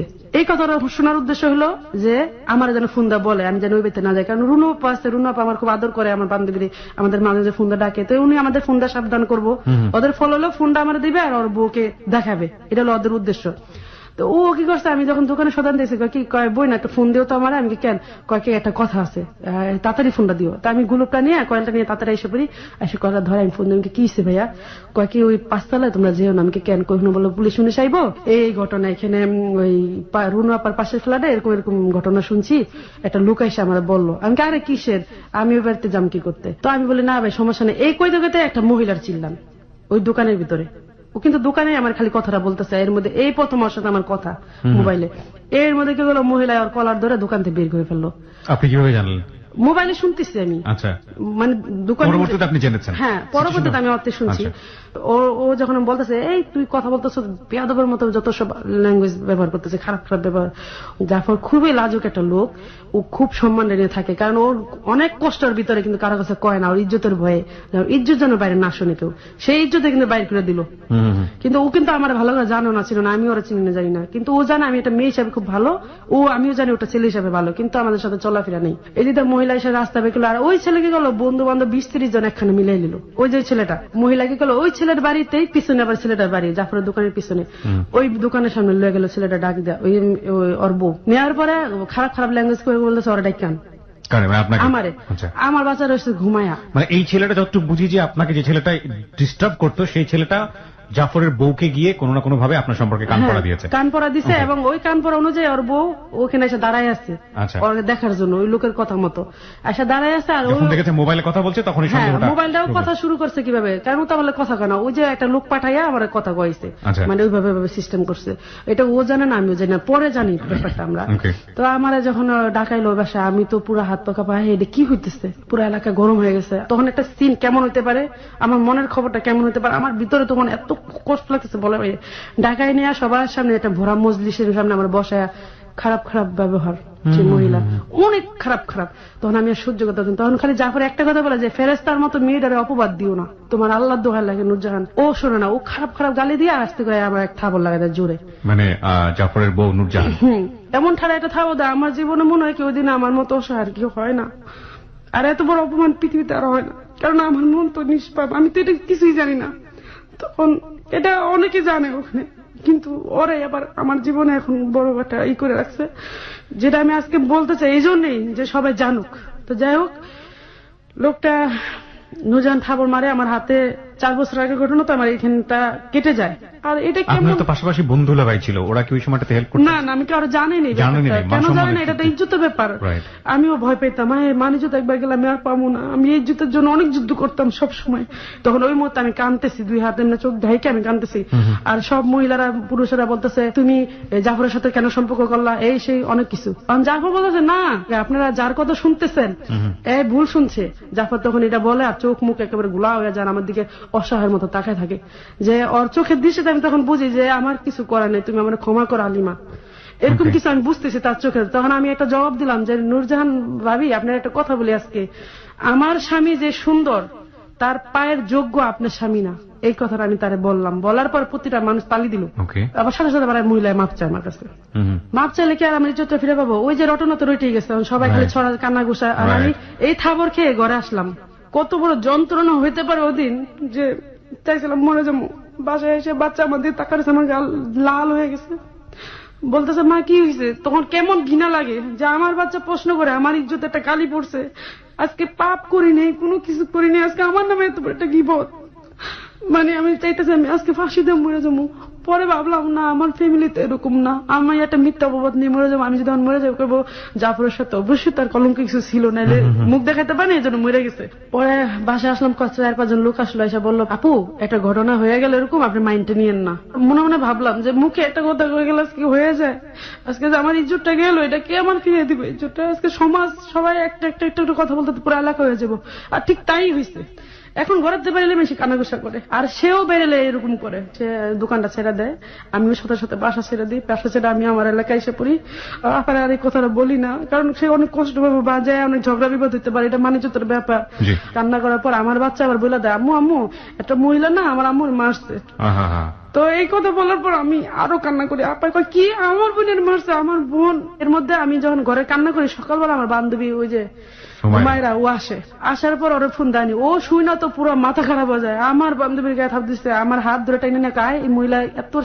যখন জাফরের দোকানের সামনে যেতেছে, জাফরের কাকি বোন এটা হয়ে গেছে কি করুম, কয় আপনি আসেন আমার সাথে, আসেন দোকান বন্ধ করেন, আমার বান্ধবীর ইজ্জত মানলে একটা কথা, আপনি আসেন আসেন মেয়ে আসেন। এরপর পারেন ও মেয়েরা লাই বেড়ারে ওরে দূরা। পরে ওই বাড়িতে গেলাম, যাওয়ার পর আমার বান্ধবী ডাইরেক্ট যায় থাবল লয়ে যায়, তোর মতো মহিলা থাবরান দরকার, তুই আমার বান্ধবী ফুলের মতো জীবনে চরিত্রে কালি দিয়েছ, তুই যদি আজকে আমার লেগে কইতে আমি বিশ্বাস করতাম, তুই কারো লেগে কইছিস তুই জানোস। এই কর গালে জুতা লেগে গেছে, যে তোর গালের মধ্যে জুতা দিয়ে মারলো শিক্ষা হইব না, তো জাফর কাজ দে দৌড়া 2টা বাড়ি। ও যা কাজ করছে হুমা যা বলার বাইরে, ও চোখের পানি ছেড়া দেয়। আমি হুমারে টানি, কয় চার চুপ থাক, তুই বেশি চুপচাপ থাকস তো আর বেশি সম্মান দাস, এই লেগে তোর আজকে এই অবস্থা। এরপর আমাকে থাক, এরপর ওর বউ কি করে কান্নাকাটা করে দেয়, ওর একটা কাজই কান্না করে দেওয়া, কান্না করে ওর কাছে মাপ চায়, বোন মাফ করে, ওর বড় বোন এলে কি কাজ করলে কি তুমি করতে না, মাফ করতে না, সুন্দর কথা ভালো কথা বলছে, বড় বোনের হিসাবে আমি তাবুত দিছি, থাক আমার মাফ করে দাও, কিন্তু ইজ্জতটা কে দিব, এই কথাকে আমরা এসে পড়ছি। তো ওর বউ পরে কান্না করে জাফর কাছে বলে, জানো এরকম এরকম ওই ছেলেটা এসে আমার বলে, কয় জানো এই ছেলেটা তোর ডিস্টার্ব করতেছে এই ঘটনা, তুমি আমার আগে বলো না কেন। তো যাই হোক ওর বউ ভাইলটা ওর সাথে ঠিকই কথা বলেই করে। যাই হোক এখন ওর বউ বলে এখন থেকে আমি হালিমনের বোন ডাকুম, বোন থাকবো, ও আমার কাছে আসা যাওয়া করবো, নূরজাহান বলে। কিন্তু নূরজাহান যেটা বলে এটা একটা পলিটিক্স খারাপ বলে, কারণ নূরজাহানের লাইফে একটা ঘটনা আছে, সেটা ওর সাথে এক ছেলের অ্যাফেয়ার 14 বছর যাবত, যার পরে ওইটা নিয়ে ওর মারামারি করা হয়। ওই যে একদিন আমি রক্তমাখা দেখলাম ওর প্রথম দিন, এইটা নিয়ে ওর মারামারি হয়েছে, কারো বলতো না কথাটা। তো যাই হোক নূরজাহানের পলিটিক্স হলো যে আমি যদি জাফরের দেওয়ার একটু পেঁচাতে পারি তাহলে আমার জীবনে একটা অংশ পাইলাম, তাহলে আমার নিয়ে ও কিছু বলতে পারবো না। মানে আলটিমেটলি জাফরের সাথে যদি আপনার একটা ঝামেলা তৈরি হয় বা এক ধরনের সম্পর্ক তৈরি হয়, সেটা আলটিমেটলি ওনার জন্য পজিটিভ হবে। তারপর কি করলো, আমি বাসায় আসলাম, আসার পর তো আমার কান্না থামে না, আমার ভিতরে খালি ওই যন্ত্রণা আগুন জ্বলতে থাকে। কি হইলো এটা, বোনের কাছে বললাম, বাচ্চা যেটুকু বলছে অতটুকু শুনছে। আমার বোন আসছে, আসার পরে জাফর বলতেছে আপনার লেগে আমার বোন যে অপমানটা হইলো এটা কি হইলো। এর মধ্যে আমি কই আপা ওই যে ওই ছেলেটা এরকম করছে, ওই ছেলেটা কি করো কত লোক মুখলে আমার সামনে আইছে। তবে সেদিন এটা মানে আমার কাছে অবাক করে দিল, জাফর কি করলো আমার সামনে দেয় হাত দুটো এমনি দাঁড়ায় বলে কি করবি তোরা ওরে, আর কত ক্ষতি করবি ওর। আমি সামনে দাঁড়াইছি নিয়ে আমার মেয়ের এসে ওর মার, এই কথাটাও বললো। বলার পর আরো 3-4টা মেয়ে এসে ছেলের নামে বদলাম করলো কতটি। এর মধ্যে ছেলেটার বড় ভাই আসে, আবার আসার পর ওর একটা থাবর মারে ছেলেটাকে। হ্যাঁ থাবর মারার পর ছেলেটা আরো যায় চিন্তা। তা আমরা বলি মারার দরকার নেই ভাই, একটু বুঝাই দেন আমাদের সাথে যদি এমন না করে, আর আমার জীবনে যে ক্ষতিটাও করলো এটাকে আমি আর ফিরে পাবো। জাফর আফার কাছে মাপ চা, আফা মাফ করে দেন, বাদ দেন আফা, আমার জীবনে একটা অ্যাক্সিডেন্ট হয়ে গেছে বা ওর জীবনে একটু হয়েছে, আফা মাফ করে দেন। 1 বছর ওর সাথে আমার কোনো কথাবার্তা হয় না, কিন্তু জাফরের ঘরে কিন্তু অলরেডি ঝগড়া আসছি ওই ছেলেটা নিয়ে, যার সাথে ওর ওয়াইফের অ্যাফেয়ার, ওই ছেলের সাথে এবং আরো কয়েকজন সাথে তার অ্যাফেয়ার। তো এটা নিয়ে সবসময় জাফরের সাথে এটা করে। তো একদিন আমি ওই যে আমার একটা স্বপ্ন বিক্রমপুর আমি জমি কিনবো, ওই যে আস্তে আস্তে কষ্ট করে টাকা জমাইতেছি, দিদা আমার স্বামী আমাদের পদ্মা সেতু নাম শুনছেন, পদ্মা সেতুতে আমরা কিছু টাকা পাইছি বাপ মার চাচায় অনেকভাবে এটা খেতে চাইছে। যাই হোক আমার একটা বুদ্ধির কারণে টাকাটা ফিরে আসছে, এর থেকে চাস্তবের আমার প্রতি অনেক বিলা, যে টাকাটা তারা খাইতে বলো না, যার নামে আছে সে তো পাবেই, যতই তারা ডাইকা রাখুক সত্য জয়তা হয়। এখন আমরা মানে জমিটা আমি কিনবো, আমি দেখছি এখন আমি মেয়ে মানুষ, আমি তো একা দৌড়াদৌড়ি করা খুব কঠিন। তো আমার ভিতরে একটা হিট কাজ করতো, আমি জীবনে বড় হয়ে দেখাবো আমার চাচারে, আমার ফ্যামিলিরে, সবাইকে দেখাবো। তারা তো আমার খবর লয় না, কেউ আমার দেখাও না, আজকে আমার অর্থ নাই দেখে আমার মূল্য নেই। তো আমি আস্তে আস্তে ওই সেতু টাকাটা পাওয়াতে আমার বোনের ভাগেরটা আমার দিয়ে দেয়, ওটা আমাকে দেয়। আর আমি যে কষ্ট করে টাকাটা জমা ওটা দিয়ে আমি 1 ঘন্টা জায়গা কিনি বিক্রমপুর। জায়গাটা কিনতে গেলে কাগজপত্র সম্পর্কে আমি বুঝি না, তা আমি জানি জাফরে আবার জায়গা জমিন কিনছে, আমি জানি লোকটা খুব ভালো, তো আমি যে ভান্ডার আমার দলিল করবে এই ভান্ডারের পরিচয় আবার উনি একদিন আমাকে দিছে, মানে মোহরি। হ্যাঁ মোহরি। তো ওই লোকের কাছে আমি যাই, মুহুরির কাছে, আমি ভাই আপনি একটু জাফর ভাইয়ের নাম্বারটা লিখে দেন তো, এখনো কাগজটা আমার কাছে আছে, নাম্বারটা লিখে দেয়। 1-1.5 বছর পরে এই ঘটনা হওয়ার পরে এর ঘরে কিন্তু আগুন যাইতেছে আমার নিয়ে, আর আমার ভিতরে কিন্তু কষ্টটা রয়ে গেছে, কিন্তু নাম্বারটা দেয়। আমি এখন কি করবো, আমার তো উপায় নেই। ওর মধ্যে আমার দুলাভাই যে বোনের কারণে আমি বাঁচতাম চলতাম ওসিল্লায়, সে বোন জামাই বিছনায় পড়ে যায়, সে বাইরে থাকে, 3 বছর পরে আসে, সেই 20 মিনিটের মতো সে বেরিয়ে স্ট্রোক করে বাংলাদেশে পৌঁছার পরে, ঘরে আসার পরে। এর মধ্যে জমিটা আমি যখন কিনতে যাব, জাফর ভাইয়ের আমি ফোন দিলাম, ভাই এই ঘটনা, বোন তোমার যে কোনো বিপদ পড়ুক তুমি আমার বলবা। খুব খুশি হয়, আপনার একটা ফোনের আশা আমি খুব ছিলাম। আচ্ছা ঠিক আছে আমি যাবো, আপনার উপকারটা যদি আমি করতে পারি আমি অনেক খুশি। এদিকে কিন্তু 4 বার তালাক দেয় তার ওয়াইফরে, মৌখিকভাবে। আমার সাথে পরিচয় আগে 3 বার দেয়, এরপরে 1 বার দেয়। আচ্ছা, এটা জাফর নূরজাহানকে তালাক দিয়েছিল মৌখিকভাবে, কিন্তু কাগজে কলমে, এবং এই তালাকটা মৌখিকভাবে দেওয়ার পরেও তারা একসাথে ঘর সংসার করছে, একসাথে সংসার করতেছে বাচ্চাদের দিকে তাকায়া, কিন্তু এটা সম্পূর্ণরূপে স্বামী স্ত্রীর মিল মহব্বত নাই, কেন নাই ওই মহিলা, আমরা বুঝতেই পারছি, কিন্তু ধর্মীয়ভাবে প্রথমবার তালাক দেওয়ার পরেই তো আলটিমেটলি সংসার করার কোনো সুযোগ নাই মৌখিকভাবে তালাক দেওয়ার পরে, যদিও এটা একটা সামাজিক নিয়ম আছে, কিন্তু ধর্মীয় দিক থেকে এটা সম্পূর্ণরূপে অবৈধ। হ্যাঁ বলুন। তারপরে জাফর একটা রোগ ছিল, ওর পায়ে ব্যথা ছিল, প্রচুর ব্যথা ছিল, ওর একটা রোগ, মাঝে মাঝে 20টা ওর আসলে ও ল্যাংড়ায় ল্যাংড়ায় বাথরুমে যায়, ওই সময় মহিলা কি করতো, বাইরে চলে যেত, ওর প্রতি কেয়ার করতো না। তো ওই যে আমি ফোন দিছি, দেওয়ার পরে ও না বলে, বোন আমার পায়ে তো প্রচুর ব্যথা আছে, আমি যাবো, তাই আমার লয়ে গেল, যাওয়ার পর জমিটা আমার যেভাবে কিনা যায় সুন্দরভাবে করে দিল। আমি আবার জিজ্ঞাসা করে গেছি আমার স্বামীরে যে এরা নিয়ে কাজ করতে চাই, সে বলছে আচ্ছা যাও। মানে আপনার স্বামী পারমিশন? হ্যাঁ পারমিশন নিয়ে গেছি, আবার এটা আমি আবার ফ্যামিলির পারমিশন নিয়ে গেছি, কারণ কেউ যদি একটা কথা বলে, কারণ আমি এদিক দিয়ে খুব সতর্ক। তো জমি 4 কোণা 4টা এল করে না, এল এর মধ্যে সে আমার নাম আর লতিফের নাম লিখলো, হালিমা লতিফ, এখনো সে নামটা আছে। আর আমি আবার অপর সাইডে এটার ভিতরে লিখলাম শুধু জাফর। সে আমার বললো এই তোমার নাম লিখো না, কিন্তু আমি না আমার নাম লিখবো কেন, পরে একটা নিঃশ্বাস দিল, দেওয়ার পরে কাছে চলো। পরে আমি কি করলাম, ঢাকা আসলাম, আসার পরে লতিফে আমার ফোনটা আমাকে পায় না, আমি না খুব ক্লান্ত যাই, কারণ 2 দিন থাকতো। জাফর আবার আইসা পরে, এর মধ্যে আইসা পরে আমার শাশুড়ি অনুরোধ করে, আমার শাশুড়ি আবার একটু টেকনিক্যাল বুদ্ধি করে যে ওর দাম একটু পেঁচাইবো, মানে ওই যে নবীর একবার পেঁচাইছে, এখন আবার আরেকটা বুদ্ধি দিক দিয়া। হিন্দি সিরিয়াল পুরোপুরি ফেল করছে আজকে, কিন্তু কথা হচ্ছে যে একজন মানুষ, এই সবকিছু শেষে একজন মানুষের হত্যা, একজন মানুষের গলা কেটে ফেলা নিজ স্ত্রী কর্তৃক, এবং সাংসারিক টানাপোড়েন বা যেটাই হোক না কেন, এখানে হালিমার যে পার্টটা বা হালিমার যে মানে এক ধরনের এখানে জড়িয়ে পড়া, সেটা কিভাবে কতদূর যাচ্ছে আপনারা এতক্ষণে কিছুটা হলো টাচ করতে পেরেছেন প্রিয় শ্রোতা। আমরা এই জায়গাটায় ছোট্ট একটা বিরতি নিতে চাই, আমরা শেষ পার্টে ফিরে আসবো। আপনারা যেটা জানতেন যে গত রমজানে নটারোদা যখন গিয়েছে তখনকার রাতের এই ঘটনা, আমরা এক্সাক্ট ডেটটা এই মুহূর্তে মনে করতে পারছি না।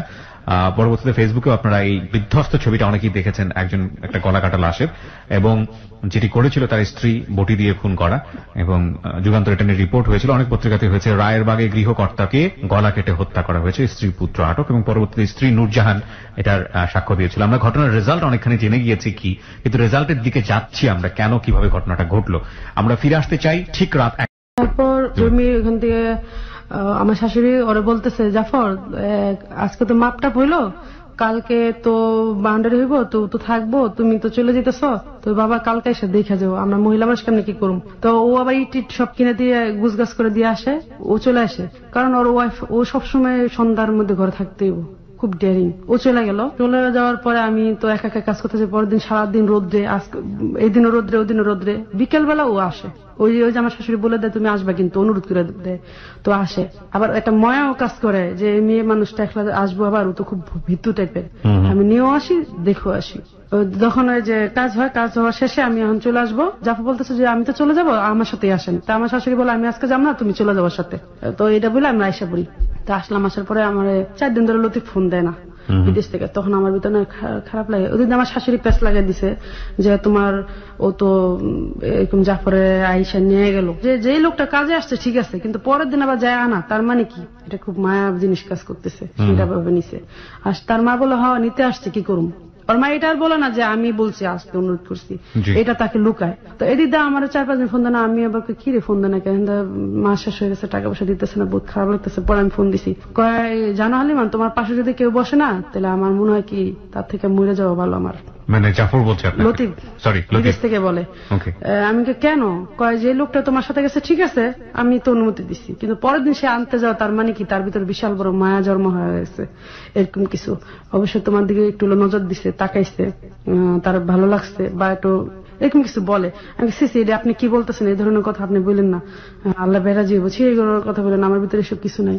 তো উনি এটা বললেন আমার লোক খুব খারাপ ব্যবহার করে। তা আমি অনেক হ্যাঁ খুবই খারাপ ব্যবহার করে। তা আমি খুবই চেতে যাই, আমি ঘরতে বেরিয়ে যেতে আমি এত বড় কথা আমি ওনার বিয়ে করে ফেলাম রাগে বলতেছি। তো এর মধ্যে কি করলাম, আমি ওই যে যন্ত্রটা নিয়ে আমি কাঁদতে থাকি, প্রচুর কান্দিতে। এর মধ্যে একটা মহিলা আমার মেয়ে সুমি, আমার ওই যে জগিং করতাম তো সকালবেলা হাঁটতাম, ওই যে আমার পায়ে একটা রোগ হয়েছিল, এর মধ্যে ওই রোগটা আবার একটা সমস্যা দেখা দেয়, আমার প্রচুর অবস্থা খারাপ, আমি হাসপাতালে যাওয়ার অবস্থা। তো এর মধ্যে জাফর আমার করে কি, জাফরের কাছে আমি বলি ভাই আমার না এরকম এরকম রোগ, আমি কি করতে পারি, এটা সিদ্ধান্ত নিলাম। কয় তুমি এক কাজ করো হালিমা, আমার বোন তো হাসপাতালে যেতেছে 8 দিনে, তুমি 8 দিনে আসো, আমি তোমার একটা চেক আপ করে দিই, আমার বোনরা যেতে হইতেছে, আমার বোনের সাথে তুমি যাইবা। তো ওর বোনটা আমার সাথে দেখা হয়, আমার বাড়ি দেখা হয়, আমার বড় বোনের মতো খুব আদর করে, আমার কাছে খুব ভালো লাগে, ফ্যামিলি ভাবে খুব আদর করে আমার খুব ভালো লাগে। আবার ওর বাড়িতে আমার নিয়ে যায় নূরজাহান, আমার মানে নূরজাহানি আইসা আমার নিয়ে যায় একদিন, বোন হিসাবে সম্মান দেয় খুবই করে। নূরজাহানের পলিটিক্স কিন্তু অন্যরকম, নূরজাহান এসে নিয়ে যায়, হ্যাঁ নূরজাহান আইসা আমাকে নিয়ে যায়, ওর আগে এর ঘটনার আগে একবার আইসা আমার নিয়ে যায় ওর বাড়িতে। ওর ঘর ওই বাড়ি থেকে নতুন বাড়িতে যখন আসবে, বিল্ডিং এর কাজ চলতেছে ওর 7 তলা বিল্ডিং এর, মানে 3 তলা হয়ে যায়, 3 তলায় উঠবে মাল সামানের, তখন আমার আনে, আমি আসার পরে প্রচুর কাজ করি ওর ঘরে। মানে আমার কথা হলো নূরজাহান আমার জানা ভাবে সত্যিকারই বোন, ওর সাথে আমার কোনো বৈধ সম্পর্ক নেই। তো নূরজাহানের সাথে আমার খুব ভালো একটা সম্পর্ক। তো জাফর আমার ওদের বাড়িতে আমাকে নূরজাহান 2 দিন ধরে রাখে রাত থাকার জন্য। আমি আইসা পড়তে চাই, জোর করে ধরে কান্নাকাটি শুরু করে দেয়। তো আমি না বাধ্য হলো, আমি কারো কান্না দেখলে সহ্য করতে পারি না, আমি ঠিক আছে।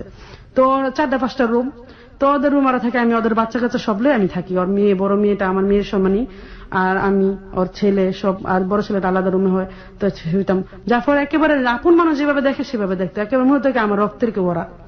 তো ওর বোন আসছে এর মধ্যে, আমার লোকে ভালো পরিচিত। তো ওর বোনরা আমি বলি কি আপা আমার বলে জানো হালিমা, এর মধ্যে দুঃখ প্রকাশ করে, ওর বউটা দেয় না, ও সুখী না প্রচুর। মানে এর মধ্যে জাফরও আবার ঝগড়া বিপদে তো বোনের কাছে সব বললো, মারামারি হানাহানি চলতো ঘরের মধ্যে সবসময়। তো ওর বোনে কিছুটা বুঝতে পারে, ওখানে প্রকাশ করে দিল আমার সামনে। প্রকাশ করার পর জাফর কান্না করতেছে, চোখে পানি পরে। আর আপা একটা কথা কই, এই যে মেয়েটারা দেখতেছো না আপা, ও আমার জন্য একদিন চরম অপমান হইছে। আমি যদি কোনদিন না থাকি আমার জায়গায় ওরা দেখবা, তোমাদের কাছে একটা অনুরোধ আজকে, এটা করে চোখের পানি পড়তেছে ওজোরে। আর বলতে আপা আমি তো সুখী না কোনোদিনই, তোমরা তো দেখো কহ ভাই। ওর বোনও কাঁদতেছে, ও কাঁদতেছে হাসপাতালে বসে। তা আমার ওই ফাঁকে জাফরকে গেল 100 টাকা একটা টিকিট করে আমার পেটটা হাসপাতালে এনে দেখাইলো। হালিমা কিছু মনে করো না, তোমার আমি একটু। তা আমার কাছে কেন যেন মনে হলো এটা আল্লাহর রহমতে দাঁড়াইছে, কারণ আমি অনেক ভুগতেছি এটা নিয়ে, কেউ কেয়ার করে না। ওনার কাছে ফোনে বলি কয়েকবার, উনি অতটা কেয়ার করে না। তো আমার কাছে মানে এটা অবহেলা পাত্রের মতো ছিলাম তখন আমি। তো উনি ডাক্তারখানা নেওয়ার পর ডাক্তারে বলে কি ইমিডিয়েটলি মামনি তোমার অপারেশন করতে হবে, নাহলে বড় ধরনের কোনো ক্ষতি হবে তোমার। পেটের মধ্যে এত বড় হয়ে গেছে একটা চাকা। আমার না ভয় লেগে গেল, আমার 3টা বাচ্চা আছে, আমার যে বিছনায় থাকে আমি এর মতো মানে হয় না।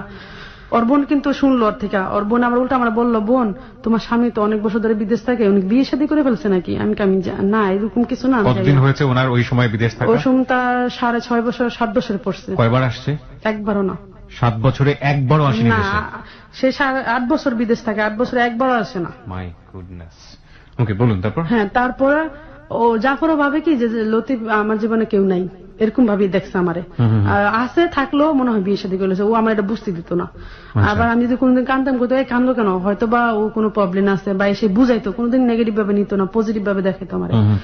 তো যাই হোক আমারে বললো, ওর বোনের সামনে এটা বলার পর, অপারেশনের জন্য বললো ডাক্তারে, বলার পর আমি বাসায় আসলাম। এখন এত টাকা আমার কে দিব? দতিবে কান্না করে ওরা বললাম যে দেখেন আমি যদি মরে যাই আপনি একটা বউ পাইবেন, কিন্তু আমার সন্তানটাকে মা পাইবো। অনেক কান্না করি, গোনার পর উনি বলে 1 মাস পরে দিমুনি।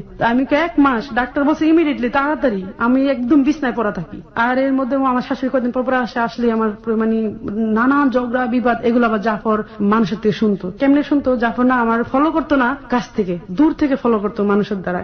তো একদিন জাফর রাস্তাতে হাইটা যেতেছে, এক মুরব্বী বলে জানো ওই যে একটা শাশুড়ি আছে না, কি কারণে একটা কথা হচ্ছে, কয় ওই শাশুড়িটা না এর মতো বিখ্যাও যারা হয় না, এই যে মেয়েটা যে কষ্ট করে এর মধ্যে আবার তোমার বউ করলো আঘাত, এই মেয়েটা যে মরে যায় না একটু বেশি। তো জাফর না ওদিন জাফর কান্না করে দেয় মহিলার সামনে, কে আসলো। তো জাফর না একটা ফিলিংস জায়গা যায় যে আমার প্রতি কথা কইবো, আমার পাশে দাঁড়াইবো, আমার পাশে একটা সঙ্গ হইবো, এরকম একটা মহব্বত মায়া মমতা জায়গা যায়। তা আমার যখন অপারেশনের সময়টা হয় তখন আমার পাশে কেউ নেই। লতিফে 1 মাস পর টাকা দিব। তো জাফর বলে আমি তো বাড়ির কাজ ধরছি, সব টাকা তখন ও বাড়িতে চলে যায়। ওর ফ্ল্যাট বিক্রি করার জন্য চেষ্টা করতেছে, 2 তলার ফ্ল্যাটটা বিক্রি করবে। আর দেশের বাড়িতে ওরা 1 কোটি টাকার সম্পদ আছে, কিন্তু ওটা বিক্রি করবে না। ওর বাবার নামে দিয়ে নিচ্ছে বাইরে থাকতে, ওটা বিক্রি করবে না। কিন্তু এখানে যে ফ্ল্যাটটা আছে, ফ্ল্যাট বিক্রি করা ওই করবো। ওর ঘরে ভাতের চালও নেই, এমন একটা অবস্থা। সব 7 তলা পুরো টাইনা ফেলছে, 3 তলা কমপ্লিট হয়েছে। এবং ওদের সাথে আমার ভালো একটা সম্পর্ক, কিন্তু ওর ঘরে অনেক ঝগড়া বিবাদ হয়, কিন্তু ও আমার বলে না কখনো। আর আমি অতটা যাই না। ওর বউ এসে কদিন পর আমার টাইনে টাইনে নিয়ে যায়, কিন্তু আমি যেতে চাই না, কারণ আমি একটু এড়াই চলি। আমার বাচ্চাদের নিয়ে তো আমি পারি না, আমার শরীর অসুস্থ থাকে, আমি কোন সময় ওদের মন রক্ষা করুন। যাই হোক, এখন আমার হাসপাতাল যেতে অপারেশন হয়ে পড়েন, আমি কেউ পাই না। আপা তো ব্যস্ত খুবই, আপা সংসার নিয়ে, বাচ্চা নিয়ে, আপার হাজবেন্ড অসুস্থ হাসপাতালে। তো এখন আমি কোন দিকে যাবো? পরে এলাম জাফরে, জানালাম। জাফর আমি আছি না পাগল, আমি যেহেতু আছি, তোমার টেনশন কি? তো এর মধ্যে আমার হাসপাতাল ভর্তি করায় লতিফে 25,000 টাকা দেয়। এর মধ্যে আমার পাশে কেউ নাই, হাসপাতালে আমি একা একা যাই। ডাক্তার বলে রুগী কোথায়? আমি কি বলো, তুমি রুগী? তোমার পাশে দিয়ে কেউ নেই? আমি না, আমি রুগী। অসম্ভব জিনিস তো, নিজের অপারেশন নিজে করতে এলো, কেউ নাই। পরে আমি অপারেশন রুমে যখন, যেদিন আমার অপারেশন, তখন আমি জাফরের অনুরোধ করি, ভাই আমি জাফর, আপনি কি আমার পাশে একটু থাকবেন? আমার পাশে কেউ নাই, আমি খুব অসহায়। আমি খুব কান্না করে দিই তার কাছে, প্রচুর কান্না করি। সে আমার ধরে কে, এই পাগল, আমি আছি না, আমি আছি, আমি একজন দুঃখী, তুই একজন দুঃখী, আমরা আমাদের পাশে আল্লাহ স্যার, আমরা আছি দুজনের পাশে দুজন, তুই টেনশন করিস না, তুই যা অপারেশন রুমে। যখন অপারেশন রুমে যাব, তখন দেখলাম দরজার সামনে শুধু ওই ব্যক্তিটা, আমি আর কেউ পাইলাম না। তখন আমার বিয়ের বয়স চলতেছে 12 বছর, 1 যুগ।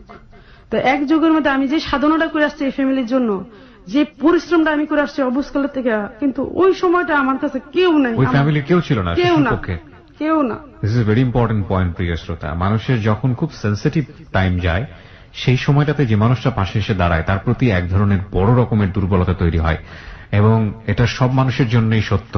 আজকের এই জীবনের গল্পটা অনেক অনেক অ্যাঙ্গেল থেকে গুরুত্বপূর্ণ।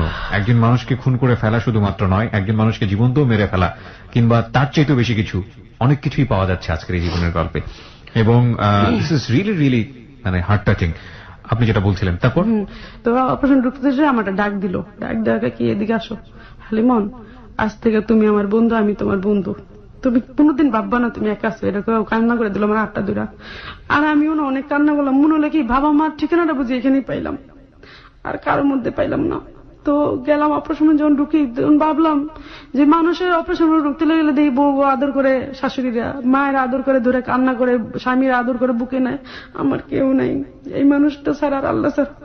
আমি আবার ঢোকার আগে একটা কথা বলছি তারে, আমি যদি অপারেশন রুমে চোখ মেলি, যদি আল্লাহ আমার বাঁচায়, তাহলে সবার আগে যেন আমি আপনার চেহারাটাই দেখি, সেটা বলে আমার মনের গভীর থেকে, কেননা সেই আছে ওই জায়গাটায়। তো গেলাম, তো উনি সকাল থেকে বিকেল পর্যন্ত অপেক্ষা করে ওই গেটের সামনে বৈশা বৈশা, খাওয়া নাই দাওয়া নাই।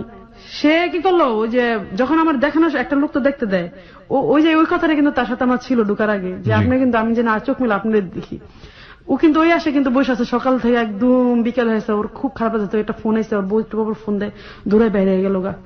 এর মধ্যে আফা যায় ঢুকে দেখালা, ও আয়সা কি করলো, আপনি দিয়ে খেলাইলেন, মানে ও খুব পাগলের মতো করতেছে, আপনি দিয়ে খেলাইলেন, মানে ও কথাটা রাখতে পারলো না, খুব মানে চোখ মুখ লাল হয়েছে, আর চোখ জল এসে পড়ছে, পানি এসে পড়ছে। আফানা হাইসা দিচ্ছে এক হিসাবে, মানে ও একটা পোলাপানের মতো কাজ কাম করতো, আর খুব অবুজের মতো কাজ করতো, মাঝে মাঝে কথাবার্তা বলতো। তো যাই হোক, আমার অপারেশন বের হয়ে আসার পর, রুমে আসার পরে ও বাসা চলে যায়, আমার লোকের দেখা হয় না। ওর রুমে কিন্তু ঝগড়া আছে, সারাদিন আছে, অশান্তি আছে, ওর ছেলে ওর গায়ে হাত উড়ায়, মেয়ে টর্চারিং করে, ওয়াইফ টর্চারিং করে। এই ধরনের সংসারের থেকে তো একজনকে সময় দেওয়া বহুত কষ্টের ব্যাপার। তারপরে ও দিত একটা ভালো মানুষ হিসেবে। আমার শাশুড়ি কিন্তু যখন শুনছে আমার অপারেশনের কথা, আস্তে করে ঘরতে বেরিয়ে গেল। আর যখন আমি বাসায় আসলাম, তখন তার ছেলে তারে পাঠাইছে আমার দেখতে।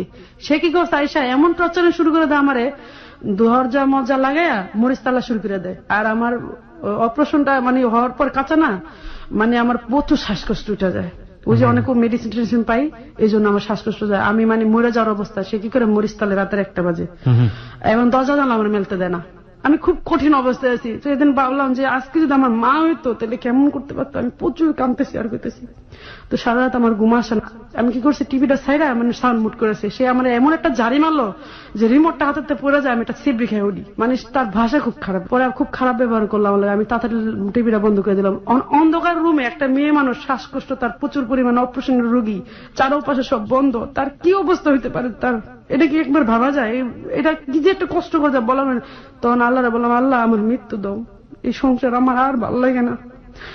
তারপরে লতিফ আমার কয়েকদিন ধরে ফোন দেয়, আমি ফোনও ধরি না, কষ্টে আমি ধরুন না, যা এরকম স্বামী দরকার নেই আমার, যে স্বামীর এত বলতেছে আসে না। আর সবাই বলে বিয়ে করে ফেলছে, এর মাও মাঝে মাঝে বলে যে মনে হয় বিয়ে করে ফেলছে, এর সাথে আমি রাগ করার কথা বলি না।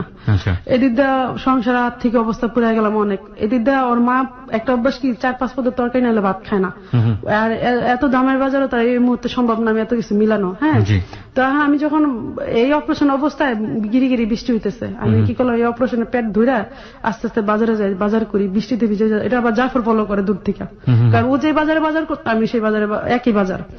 ও দূর থেকে দেখে না, ওর খুবই কষ্ট লাগে যে এই মেয়েটারে আমি অপারেশন করে আনলাম, আজকে ওর পাশে কেউ নাই, আজকে একটা ফ্রিজ থাকলো তো সেইটা বাজার তাইতে না, আর শাশুড়িরা এত জ্বালায়, শাশুড়িরা তো পারে একটু বাজারটা করতে, ওকে করে একটা ফ্রিজ কিনে নিয়ে আসে আমার বাড়িতে। এইখানে আবার আমার একটা মায়া লেগে যায়, আমাকে না এই ফ্রিজ আমি নিতে পারবো না। হালিমন কত টাকা কত মেয়ে করি, কুত্তা কুকুরে খাওয়াই, কোনো মূল্য পাই না, জানোয়ারের মতো রূপ করে সবাই আমার সাথে। আমি বুঝি তোর দুঃখটা, তুই আমার প্লিজ তুই ফ্রিজটা গ্রহণ কর। আমি না, আমি এটা গ্রহণ করতে পারবো না। ফ্রিজ দেয় জানি আমি বাজার না বাইরে হইতে হয়, যে অপারেশন যে আমার এই জন্য।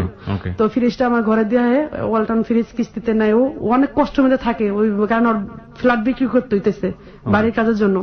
তা আমি চিন্তা করলাম আসলে আমি প্রচুর কষ্ট হয়, আমার শ্বাসকষ্ট লয়ে অপারেশন লয়ে রাস্তা বের হইতে, তো কেউ তো বোঝে না। বা আমার বোন একদিন এসে আমার বাসা চুক্তি দেয় না, কারণ সেও ব্যস্ত তার সংসার নিয়ে, তার স্বামীর অবস্থা খুব খারাপ। এখন আপার পাশেও কেউ নাই, আপার সংসারের উপরে দিতেছে, এখন আমারও সংসারের জামালা আমার গাড়ায় পড়তেছে, আপা যে হেল্পটা করতে পারতেছে না, লতিফ যে টাকা দেয় সেটা তো আমার হয় না, আমি কোন দিকে যাবো? এন্ড বাচ্চা ইংলিশ মিডিয়াম পরীক্ষা 2,000 টাকা লাগে, প্রতি মাসে 7,000 টাকা লাগে ওর পিছনে, আপা দিত, এটা দেওয়া বন্ধ হয়ে যায়। এখন আমি এদিকে দিব না সংসারে চালামো, আর জমানার তো কোনো ভ্যালু লেছে কোনো ইয়ে নেই আমার। এখন আমি পুরো যে একটা ফেরে ও ফ্রিজটা কিনে দিয়ে আবার কি করে মাঝে মাঝে বাজার করে গেটের সামনে ফালা চলে যায়, ও আমার বুঝতে দেয় না। কিন্তু অনেকে কই বাজার কার, ও ফোন দিয়ে বলে হালিমা আল্লাহ দোহাই লাগে তুমি বাজারটা ঘরে নাও, আল্লাহ তোমার দেখো তুমি এর সময় বাইরেও না, তোমার সমস্যা হইব। তো আমার কাছে নিজের কাছে খুব খারাপ লাগে যে একটা পরপুরুষ, মানে লোক ভালো, মানুষ তো খারাপ ভাবে, মানুষ খারাপ ভাবে, ও তো আমার বাজারটা দেয়, আমি কিভাবে নিব?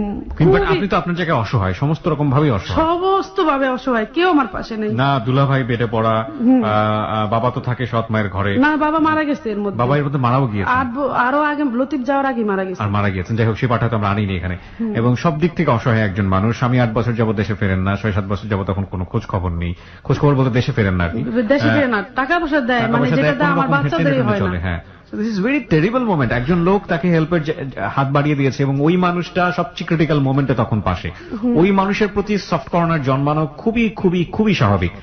আমি ঠিক জানি না সামনের দিকে কি হয়েছে, বাট আমি শুনতে চাই। হ্যাঁ বলুন। তারপরে আবার এই দিদা দেখে আফা কান্নাকাটি করে, মোবাইলে ফোন দিতে, আফার কাছে কি আমার কষ্ট বলবো না তারটা শুনবো? শাশুড়ি করতেছে অশান্তি। আমার একটা মার প্রতি ভালোবাসা অন্যরকম, যে আমার মা যদি থাকতাম এরকম করতাম, তো এটা না আমার শাশুড়ির প্রতি অনেক দেখাইতাম। তো 7 বছরের 7টা ঈদ গেছে, এবং কোরবানি নিয়ে তো 14 ঈদ গেছে, 2টা ঈদ বছরে, তাই না? তো প্রতিটা ঈদ দিয়ে আমি তার কাপড় চোপড়টা রেডি রাখতাম। সে কি করতো, আমার প্রতি ঈদে কাম দিত আমার শাশুড়ি। তো ওই ঈদে আমার না, আমাকে এবারে যেন সে কোনো পয়েন্ট না পায় আমার, সে তো টাকা দিতেছে না। এখন আমি জাফরে বলি, জাফর এটা বন্ধুর মতো, সে আমার তো এই অবস্থা, এখন আমার যদি আমি ছায়া ব্লাউজ না বানাই দিই তাহলে কাপড় দিয়ে ফিনবো না, প্রতি বছর ঝগড়া করে, আর 25 রোজা 20 রোজার পরে তো ছায়া ব্লাউজ বানাবে না। এখন আমি কি করুম? কই লতিফে তো টাকা দিব, এখন আমি তোমার কিছু টাকা দিই, তুমি মার্কেট করো, পর আমার দিয়ে দিও। আমি না না, কয় কি না তুমি নেও, তুমি আমার দিয়ে দিবা, সমস্যা কি? আমি আচ্ছা ঠিক আছে। মার্কেটে গিয়ে গেলাম আমার বাচ্চাদের নিয়ে, বাচ্চাদের 2জনের ড্রেস কিনে দেয়, আর ওনাদের আগে কাপড় কিনি, সবাই জিজ্ঞেস করে যে সবচেয়ে ভালো শাড়ি কোনটা, একটা মুরব্বী জিজ্ঞেস করে, ওনার জন্য একটা গোলাপির মধ্যে হালকা ঘিয়ে গেল মধ্যে শাড়ি আনি, আনার পর উনি সবাই বলে লাল একটা বেনারসি আনছে আমার লেগা। এই ঘটনা পোলার কাছে ফোন দেয়, পোলা তো যা তা করে আমার লোক ব্যবহার করে, এরকম কত কত দিন যাইতেছে। হঠাৎ আমার কেমন লতিপথে একটা ঘৃণা এসে পড়ে, সংসারে আমি আর চালাতে পারতেছি না। এদিক দিয়ে আবার আমার আপার কি হয়, দুলাবাড়ি নিয়ে হাসপাতাল যাওয়ার একটা মানুষ নাই। এর মধ্যে আমি জাফরের ফোন দিলাম, জাফর ভাই আমার দুলাবাড়ি নিয়ে হাসপাতাল যেতে হবে, কেউ নাই পাশে, আপা অসহায়। তো পরে আমার জাফর এসে কি করে, কুলে করে নিয়ে হাসপাতালে নিয়ে যায় দুলাবাড়ি, এবং কুলে কুলে লয়ে এলে দূর পরে প্রতিটা হাসপাতালে। এবং আর্থিকভাবে আমরা খুব কষ্টে পড়ি, যা লতিফে একটু হেল্প করে না, যে এই বোন এত হেল্প করে, এর প্রতি 2-1 টাকা যে হেল্প করে সে করে না। টাকা দিয়ে তো দেশের বাইরে গিয়েছিল, বিদেশে হ্যাঁ, আমার বোনের টাকা দিয়ে দেশের বাইরে যায়, এবং টাকা সে দিয়ে দেয় 2 বছর পর, কিন্তু দিয়ে দিলেও তারপরে যে রান্না করে যে এত খাওয়াইতে এত দিত, এখন না বিছনায় পড়া সে আমাদের দিতে পারে না। তো এখন সেই বোনের জামার প্রতি সে যে 10,000 5,000 টাকা দিয়ে হেল্প করবো, একটা চালার বস্তা কিনে দেবো, একটা হেল্প কোনো দিকে না। তো জাফরের কি করে কেন জানো ওই সময় আমাদের প্রচুর হেল্প করে, যে এই সময় ওদের প্রচুর করুণ অবস্থা, আফার কান্নাকাটি, আফার বেহুশের মতো, আমি অসুস্থ, আমিও বেহুশের মতো, এদিক বাচ্চারা, আমার বাচ্চাদের লেখাপড়া, আমি আর কুলাতে পারি না, একটা মানুষ তো দরকারি। তো জাফর যেভাবে লইলা দৌড়ে তো এটা দেখেন আমার না কেন যেন এটা ভিতরে জায়গা নিয়ে ফেলছে, যে জাফর আমার পিছে মানে আমার চারপাশে বুঝাইতো যে ও অনেক যন্ত্রণাময়, কিছু কিছু বুঝাইতো যে আমি তোমার চাই, আমি তোমার বিয়ে করতে চাই, এরকম শয়তানি করে অনেক সময় বলে ফেলতো। আমি বললাম সে এই ধরনের কথা বলবেন না, এই ধরনের সাবধান করতাম বা শাসন করে নিতাম, অনেক সময় শাসন করতাম। আমি কোন সময় ওই ধরনের কোনো মানসিকভাবে নিতে নি না ওই জায়গাটা, মানে নিতামই না। তো পরে কি করছে একদিন ও যখন হাসপাতালে দুলাভাইকে নিয়ে গেল, ওইটাতে আমার মানে এইভাবে দৌড়াদৌড়ি করতেছে, অনেক টাকার সাথে হেল্প করতেছে, আমি অবাক হয়ে গেলাম যে এই মানুষটা কিসের কারণে আমার এত উপকার করে। আজকে আমার স্বামী যার জন্য আমার শৈশব থেকে আজকে এই পর্যন্ত সে আমার পাশে নাই, আজকে এত ডাকলাম এই অসহায় অবস্থা সে নাই, তার ফ্যামিলিতে কোনো হেল্প নাই, এখন আমি কি করুম। তার পর্যন্ত লতিফ আবার কি জন্য টাকা পাঠায় আমার বলে কি বুঝে চলবা, হ্যাঁ 10,000 করে তখন টাকা দেয়। তারপরে তো আমি বললাম কি 15,000 টাকা দিলে আমার সংসার চলে না, বাচ্চার তো 7,000 টাকা জায়গা, 6-7,000, আবার আপনার মা যদি আমার গা থাকে আমার অবস্থা খুব খারাপ, আমি খাই না খাই দিন চালা, কিন্তু হ্যাঁ থাকলে আমি পারুম না। তো সে না এটা মানে সে ভাবতো ওই আগের সদাই বুঝি, আগের সময় দিনই বুঝি অল্প টাকাতে সব হয়ে যায়, সেইটা মাথায় নিত না, আসতে বলে যে আসবো না। তা আমি এটা কেমন যন্ত্রণা, এটা আপার যন্ত্রণা, এটা আপার চোখের পানি যায় দেখে আবার মরিচ দিয়ে ভাত খায়, সেটা আমার ব্রেন এত আঘাত করে যে আজকে জাফরের জায়গাটা এত শূন্য, বুকটা ওর কষ্ট, চারপাশে হাহাকার। আমার বান্ধবী আমাকে কসম দেয় যে তুই বলিস না ঘটনাটা, এরকম এরকম জাফর একদিন জাফর প্রচুর আমার পিছে, মানে আমি যে কেয়ার করতাম না, জন্য জাফর ওর কাছে যেই কামতো, মানে জাফর যে কোনো ভাবেই আপনাকে বিয়ে করতে চাইতো, আমার কাছে নিতে চাইতো, যে ওর পাশে তো কেউ নাই, আমি ওর পাশে দাঁড়াতে চাই, ও তো এত অসহায়, আমিও অসহায়, তা আমরা একটা ঘর বাঁধি, যেহেতু আমিও সুখী না সংসারের দিকে, মানে ও তো ওর বোর মন পাই না, ওর বউ ডাইরেক্ট ওই লোকের সাথে খুব ভালো অ্যাফেয়ার, মানে ও জানে ওরে, এর মধ্যে আবার ওর বউ ফ্ল্যাট বিক্রি করে 9 লাখ টাকা নেয়, মানে অত্যাচার করে প্রচুর ঘরের মধ্যে। ঠিক আছে, আমরা ওই সিনারির জায়গাটা এবার নাই বা গেলাম, কিন্তু একটা জিনিস বুঝতে পেরেছি যে উনি সাংসারিক ভাবে কোনোভাবেই হ্যাপি ছিলেন না, সেটা প্রথম পরিচয় থেকে বুঝতে পেরেছি। তো যাই হোক, ও কি করলো, ও বলে যে হুমায়রা ওর বল না ওর যেন এইভাবে কষ্ট না করে, ও যেন আমার জীবনে আইসা পারে। তো হুমায়রা ভাই কয় কি, আপনি একটা পাথরের পাল্লায় পড়ছেন, ওর জীবন ওর মন নরম করবো না, এদিক দিয়া ওর বাচ্চা সন্তানরা অনেক ভালোবাসে সংসারে, ও দেখেন না কিভাবে পরিশ্রম করে সংসারে, এরকম কেউ করে, কয় হ্যাঁ আমি খুব ধন্য, এমন একটা স্ত্রী লতিফ পাইছে যা মূল্য লতিফ দিতে পারতেছে না, এইটা যদি আমি পাইতাম আমি মাথায় রাখতাম। ওরা বল না, তো ও কি ওর একটা পলিটিক্স করে কিনা আমি জানি না, ও আমার বলে কি হালিমা ওর বাবা আমার মারা যায় কদিন আগে, তোর একটা কথা বলে, আমি কি, ও আবার আমার স্বামীর সাথে মাঝে মাঝে কথা বলতো লতিফের সাথে, তো আমার কি জানো আমার সিমটা কেন বন্ধ করছে, আমি কেন, কয় লতিফে আমার বিয়ে করতে চাইছে, তুই কিন্তু আগে কসম দেয় যে কারো বলবি না। আমি আবার হাইসে উড়া দিই, কারণ আমার ভিতরে কিন্তু খেলতেছে যন্ত্রণাটা, কিন্তু আমি বলি না, কারণ এরা শুরু করা যাবো না। আগে ধর ফান করছে, তুই এখনো সময় আছে, জাফরের বিয়ে করে 8 বছর হয়ে গেছে, তোর এই যে তোর 17 বছর বয়সে তোর থুয়ে গেছে, আজকে তোর একটা পূর্ণ বয়স যা দাঁড়াইতেছে, এখন তোর প্রতি কি কেয়ার করতেছে সে, একবারও সে আসে না, তুই একবার চিন্তা করতো, তখন না ভিতরে একটু ব্রেন্ড লাগে কথাটা, যে দুলাভাই বিপদে, আমি অপারেশনের রুমে, ওর একটা ফ্যামিলি আসলো না, আজ পর্যন্ত একটু হেল্প করলো না কারো আমার ফ্যামিলির প্রতি, এত পাওয়ার পরে একটা সন্দেহ ঢুকে যায় ভিতরে, কষ্টটা ওর বুঝতে দিই না, আমি ওর একটু ই করে বুঝতে আসে পারে, আমি কেন ফাইজলাম গেছে। পরে দিদি আবার দুলাভাইয়ের অবস্থা খুব খারাপ, জাফর যেভাবে খাটে ওটা দেখে না আমার এত মায়া লাগে বলার বাহিরে। আবার আমাদের প্রতিটা মানুষের, মানে আমার আফার ঘরে আমি একদিন দেখি, আফা যায় দেখি কি মরিচ, আমার ঘরে কিন্তু অভাব, আমি যাই দেখি আমি হেল্প করুম কি দিয়া, যা দেখি আফা মরিচ দা ভাত খেতেছে, আমি দেখি আমার যে বোন মাংসের চাকা দিলে ই করতাম, আমি ওর ঘর থেকে মাংস চুরি করে মাইছেড়ে দিতাম, চাল চুরি করে মাইছেড়ে দিতাম, মাইছেড়ে হেল্প করতাম। আর সেই বোন আজকে এত কষ্ট করে সাথে সাথে ব্যাক করে ঘরে এসে আমি লতিফ বেখালে এতটুকু বলি, আমি 15,000 করে টাকা চাই, কেন চাই, আমি যেন একটু আফারে হেল্প করতে পারি। তো আমি তাতে 15,000 টাকা চাই, সে বলে ঠিক আছে 15,000 টাকা দিব, তুমি তো অনেক জমিদারি চলা চলতেছো, এরম চলা আমি পছন্দ করি না, তোমার শুধু রাখছি আমার বাচ্চাদের জন্য, নাহলে তুমি যেভাবে চলো, যেভাবে টাকার লেগে আমার টর্চারিং করো, এইভাবে মানুষ রাখে না বউ। আমি অনেক জমিদার, মানে খুব খারাপ ব্যবহার করে আমার সাথে, মানে আমি জানি মনের কষ্টতেই করছে বা যাই করছে জানি না, আমার কাছে খুব বেরিনটে লাগে যে এত কষ্ট করে চলি, এত পরিশ্রম করে, তারা বুঝতে দেই না, ফ্যামিলিরে বুঝতে দেয় না, বাচ্চাদের এত সুন্দর করে গোছায় চলতেছি, ছেলে মাদ্রাসায় পড়াইতেছি, 2টা মেয়ে 6 থেকে 7 উঠতেছে, ভালো রেজাল্ট করতেছে ইংলিশ মিডিয়ামে, আর সে কিনা আমার এইভাবে বলে, ইংলিশ মিডিয়ামে 3 বছর ধরে তখন বাচ্চার দায়িত্ব নিছি আমি, এর আগে আমার বোনই সব খরচ করছে সবার প্রতি। তো এখন আমি মানে মনের কষ্টে আমি তারপরে একটা হিট হিসাবে আমি ডিভোর্স করে দেব। তুমি যখন সবসময় আপার দিকে ডাকো, আপাও তোমার দিকে ডাকায়, এখন তো আপার কিছু নাই, আমি কার দিকে যাবো? তো যাক, তোমারও মুক্তি করে দেওয়া যায়, আফারও মুক্তি করে দেওয়া যায়। মনে একটা কষ্ট, আফার আবার একটু বললাম, আফা তোমার বাড়িতে আমার একটা রুম দিবা, তাহলে মনে হয় আমার কথা হলো আমার আফার লগে আমি এক লগে খামো, তাহলে হয়তো বা ঘর ভাড়া বেঁচে গেলে আমরা একসাথে রান্না বান্না করে খেতে পারো, তাহলে একটু কেটে যাবো। আফা না আমার লগে খারাপ ব্যবহার করে, কয় তোর জামাইরে পাইলা তোর জীবনটা নষ্ট করে দিছি, এখন তোর গরুটায় আরো জীবনটা নষ্ট করে দিন, দরকার নেই, তুমি দূরে আসো, এমনি থাকো, তুমি বোন তোমার প্রশ্ন দিন, তোমার জামাইরে আমি আর প্রশ্ন দিতে পারবো না। এইভাবে সে কথাটা বলে বিরিনতে লাগে যে আমার বোন তার আমার স্বামীর জন্য কি আমাকে রাস্তাঘাটে পড়ে থাকুন দেখে কি সে আমার মূল্য দিব না? আমার কাছে এত খারাপ লাগলো, যা তোদের যদি দিয়ে থাকে, তোদের দিয়ে থাকে, আজ পর্যন্ত একটা ভুল কাজ করলাম না। আমি রাস্তার মধ্যে পাগলের মতো হাঁটতেছি আর কান্না হতেছে। লতিফ আমার মোবাইলে খারাপ ব্যবহার করে আমার সাথে, কয় তোমার মতো স্ত্রীকে নিয়ে আমি সংসার করি ঠিক কা, খুব খারাপ ব্যবহার করে। তখন রাস্তা রাস্তা হাঁটি আর কই, এর মধ্যে জাফরে আবার আফা ফোন দেয়, দেখো জাফর হালিমনের মনের অবস্থা খুবই খারাপ, চিৎকার করে কানলো, দেখলাম গর্তে বেড়ে গেল, ও কোনো অ্যাক্সিডেন্ট নি ঘটালে ভাই দেখতো। তো জাফর আবার জানতো আমি একটা জায়গায় সবসময় বসে কান্না করতাম, তো ও মাঝে মাঝে দেখতো ওই জায়গায় কান্না করতাম, মানে ওই জায়গায় কি করলো, জাফর গেল, যা দেখে হ্যাঁ আমি ওই জায়গায় বসে কান্না করতেছি, পরে যায় বলে হালিমা শুনো, পুরুষ মানুষ যখন বিপদে থাকে অনেক জ্বালাই থাকে, হয়তোবা জিদ্দের মাথায় তোমার কথাই বলছে, হয়তোবা মনের কথা না। আমি দেখেন আপনি তো আমার মনের কথা জানেন না, আমার ভিতরে খবর জানেন না, আপনারা কইতে পারি না, কারণ আমি শুরু করতেও চাই না। হালিমান এরকমই মানুষের জীবনটা হয়। আজকে দেখো নুরজাহান আমি এত ভালোবাসি, 14 বছর সিঙ্গাপুর থেকে 13 বার আসি, 5.5 ভরি স্বর্ণ গায়ে দিছি, আমি কোটি লাখ লাখ টাকা পাঠাইছি, আজ পর্যন্ত তার কাছে আমি সকালের নাস্তাটাও পাইলাম না, একটা কাপড়ও সে আমার আজ পর্যন্ত ধুয়ে পড়াইলো না, সে কোনোদিন আমার মূল্যই দিল না স্বামী ভাবে। এই যে পায়ের বাতা ঘরে পুরা থেকে সে আমার কেয়ারই করে না। হ্যাঁ, আজকে তুমি সংসারের লেগে এত করতেছো, তোমার স্বামী মানিক চিনলো না, আজকে তুমি আমার জীবনে জড়া যদি যাইতা তাহলে মনে হয় ভালো হইতো। আমি দেখেন এই ধরনের কথা কই না। তো আমার ভিতরে কেমন একটা হিট আসে, আমি লতিফে আমি ডিভোর্স করে দিই, এসে যাই ডিভোর্স করে দিই, কোর্টে যায়। কোর্টে গিয়ে আপনি ডিভোর্স করেন? কত তারিখে করেন এটা, কোন সালের? আমার খেয়াল নাই, ডিভোর্স নামে লেখা আছে 2014 বা 2015, আমার মানে এটা দেখতে হবে, এই মুহূর্তে মনে নেই। আচ্ছা, এই মুহূর্তে মনে নেই। Okay fine. আপনি আমাকে একটু জাস্ট বলেন যে আপনার সন্তানরা এর ব্যাপারটা জানতো যে আপনি আপনার হাজবেন্ডকে ডিভোর্স করেছেন? না, আমি কারোর সাথে ব্যাপারে শেয়ার করি না, ভিতরে ভিতরে জ্বলতেছি, আপারও শেয়ার করি না, কেউ কারো না। কিন্তু লতিফা বলি তোমার আমি মুক্তি দিয়ে দিচ্ছি, তুমি ডিভোর্স করার পরে ভালো থাকো, সুখে থাকো। তোমার ডিভোর্স করার পরে সেটা বলেন? ডিভোর্স করার আগে তো তাকে বলেছিলেন? হ্যাঁ, আগেও বলছি যে তুমি আমার হারাইবা, যে এইভাবে লাইট দিতেছো আমার কেয়ার করতেছো না, একদিন তুমি কাঁদবা, দেখো তুমি কাঁদবা। তো উনি অতটা কেয়ার করতো না, ও কোনোদিন কল্পনাই করে না আমার এইটা। তা আমি ভিতরে আমার যে ভিতরে যে জখমটা জমে গেছে এত বড়, ও ভাবতে পারেনি। তো যাই হোক, আমি ডিভোর্স করে দিই, কারণ আমার সাথে যেটা হইতেছে ওটা তো দেখতেছে না, ও খালি শুনতেই আছে, আর শোনা জিনিসটা কিন্তু আঘাত তো লাগে না, যারা চোখে দেখে, যারা বুক করে তারাই বুঝে। তো পরে আমি কি করলাম, ডিভোর্স করে দিয়ে আইসা বাসায় আমি অজরে চোখের পানি ফালাই, কিন্তু বুঝতে দিই না।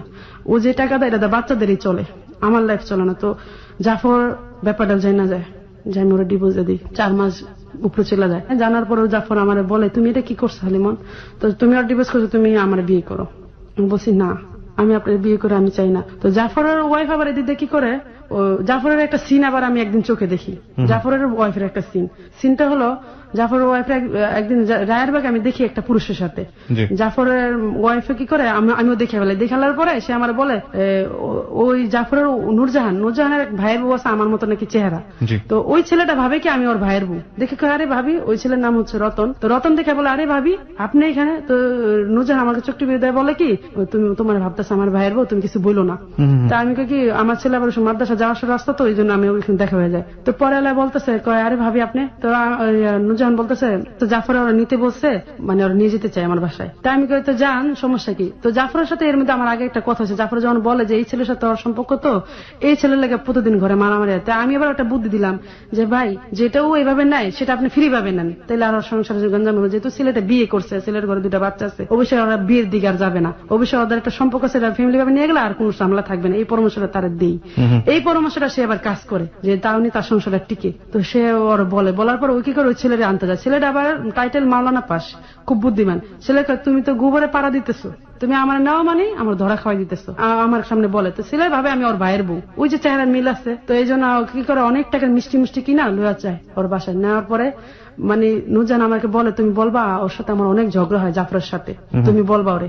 আমি না, আমি মিথ্যার আশ্রয় নিলাম না, জাফর ভাইয়ের মতো লোকই হয় না, আমি এই মিথ্যায় বলতে পারলাম না। তো ওই ছেলেটা আবার না যাইতে চায় না, এই লেগে কি করে যে হোটেলের ভিতরে যে গ্লাসটা থাকে না কাচের, ওই ছেলের বুকে মারে, তোর জন্য আমার জীবনটা শেষ, তুই 14 বছর ধরে আমার প্রেম করস, এখন ভাবলস এখন যাবি না কি লেগা, এই ধরনের কথা বলাতে ছেলেটা কাছে চলে যাবো। তো মিষ্টি মিষ্টি কিনা দেয় যখন গাড়িতে উড়া, ছেলেটাকে আমি এখন যাবো না। তো বলে কি তোর লেগে আমি আত্মহত্যা করবো।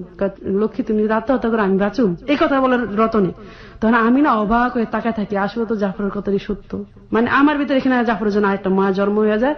তখন বাসায় আসি, আসার পর দেখলাম ওর ছেলে মেয়ে এত ভালোভাবে লোকটারে পায়, জাফরের মানে ওখানে অপরিচিত একটা লোক জাফর 3 বছর ধরে বাংলাদেশে আসছে। ও তখন ও তো 14 বছর সিঙ্গাপুর, 14 বছর 13 বার আসে। তারপর ওর বাচ্চারা ওই লোক রতন ডালি এমন ভাবে হাবুডুবু খাইতেছে, মানে জাফর চোখের পানি অজহরের পর আমাদের তাকায় দেখো তুমি তো বলছিলে হালিমা, এই যে দেখো এবার সহ্য করুন কেমন দেখো। তো ওর চোখের পানি দেখে না আমিও ভাবি যে আসলে আমরা দুটা মানুষ না, ঘর দিক দিয়ে এত অসহায়। তো যাই হোক, ওই যে তালাক দিয়ে আসলাম, জাফর এর মধ্যে আমার বললো যে তুমি তো জানো আমার মনের খবর সবই দেখছো চোখে, তোমার কিছু দেখা বাকি নেই, আমারও দেখা বাকি নেই, তো আসো আমরা বিয়ে করি। তো বিয়েটা তখন আমি কেন রাজি হলাম, এর আগে কিন্তু নাহলে 4-5 বার বলে, কিন্তু আমি রাজি হই না, অনেক ভাবেই বলে। আমার শাশুড়ি একদিন আমার ডাইরেক্ট বলে লতিফ বিয়ে করে ফেলছে। লতিফ বিয়ে করে ফেলছে? হ্যাঁ হ্যাঁ, পড়ালায় আমাদের আমিও ভিতরে একটা হিট এসে পড়ে। তখন পর্যন্ত আপনার ছেলে মেয়ে জানে না যে আপনি আপনার স্বামীর সাথে ডিভোর্স? না, মানে তার বাবার সাথে তাদের সম্পর্ক ছিল সেই তখন কথা বলে, তখন কথা বলে যাচ্ছে, বাবাও জানায়নি? না, বাবাও জানে না, আমিও জানি। লতিফ আমি বলি মুখে মুখে, লতিফ বিশ্বাস করে না। তখন লতিফ বিশ্বাস করে না? ও বলে যে আমার এটা হয় না ওর দ্বারায়। পরে আমরা কি করি, লতিফে মানে আমার সাথে মানে ওর মানে না দেখতে ওর সাথে মানে ওর একদিন আমি আবার ফোন দিয়ে বলে কি আপনি কি আমার প্রতি মায়া মমতা নাই?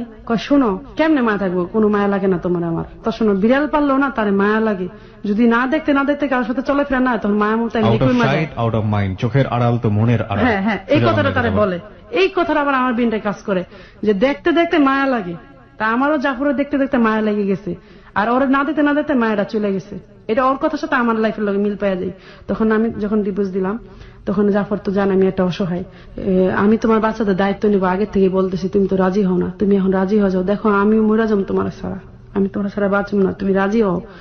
কিন্তু তারপরও আমার কাছে মনে হয় এটা ভুল হইব, এটা ঠিক হইব না। কিন্তু কেন যেন মনে হয় লতিফ আমি মুক্তি দিয়ে দিই, ও বাইচা যাক, ওর তো টাকাটা তো হিসাব, ও বাইচা যাক। আমার বোনেরা যখন এত নিজের বাড়ির প্রতি এত মায়া, আমার প্রতি কোনো নেই, যা ওরা সবাই বেঁচে যাক, আমি আমার বাচ্চাদের নিয়ে বাঁচতে চাই। কারণ বাচ্চাদের নিয়ে আমার একটা প্রথম থেকে একটা আইডিয়া, আমি বাচ্চাদের বড় করতে হবে যে কোনো মূল্যে। আমার ছেলের মাদারনিকে ভর্তি করেছে, এখানে আবার জাফর একটা মায়া লাগাইছে, ওর ভাঙা পাওলে 4 তলায় উঠতো নামতে ব্যাগলে। আমার ছেলের যত কষ্ট আছে ও করতো, জীবনে লতিফের ফ্যামিলি থেকে একটা হেল্প পাইনি আমার বাচ্চাদের দেখার বা আমার ফ্যামিলি থেকে কেউ একটু হেল্প করে না। কিন্তু আমার বাচ্চার চোখের পানি যত আছে জাফর মুছতো আর আমি মুছতাম। এইখান থেকে আমার ভীষণ মায়া লাগায় আব্দুল্লাহের এই ব্যাপার থেকে আর আমার অপারেশনের ব্যাপার থেকে, এই 3টা জায়গা থেকে জাফর আমার মনে জায়গা করে নেয় already.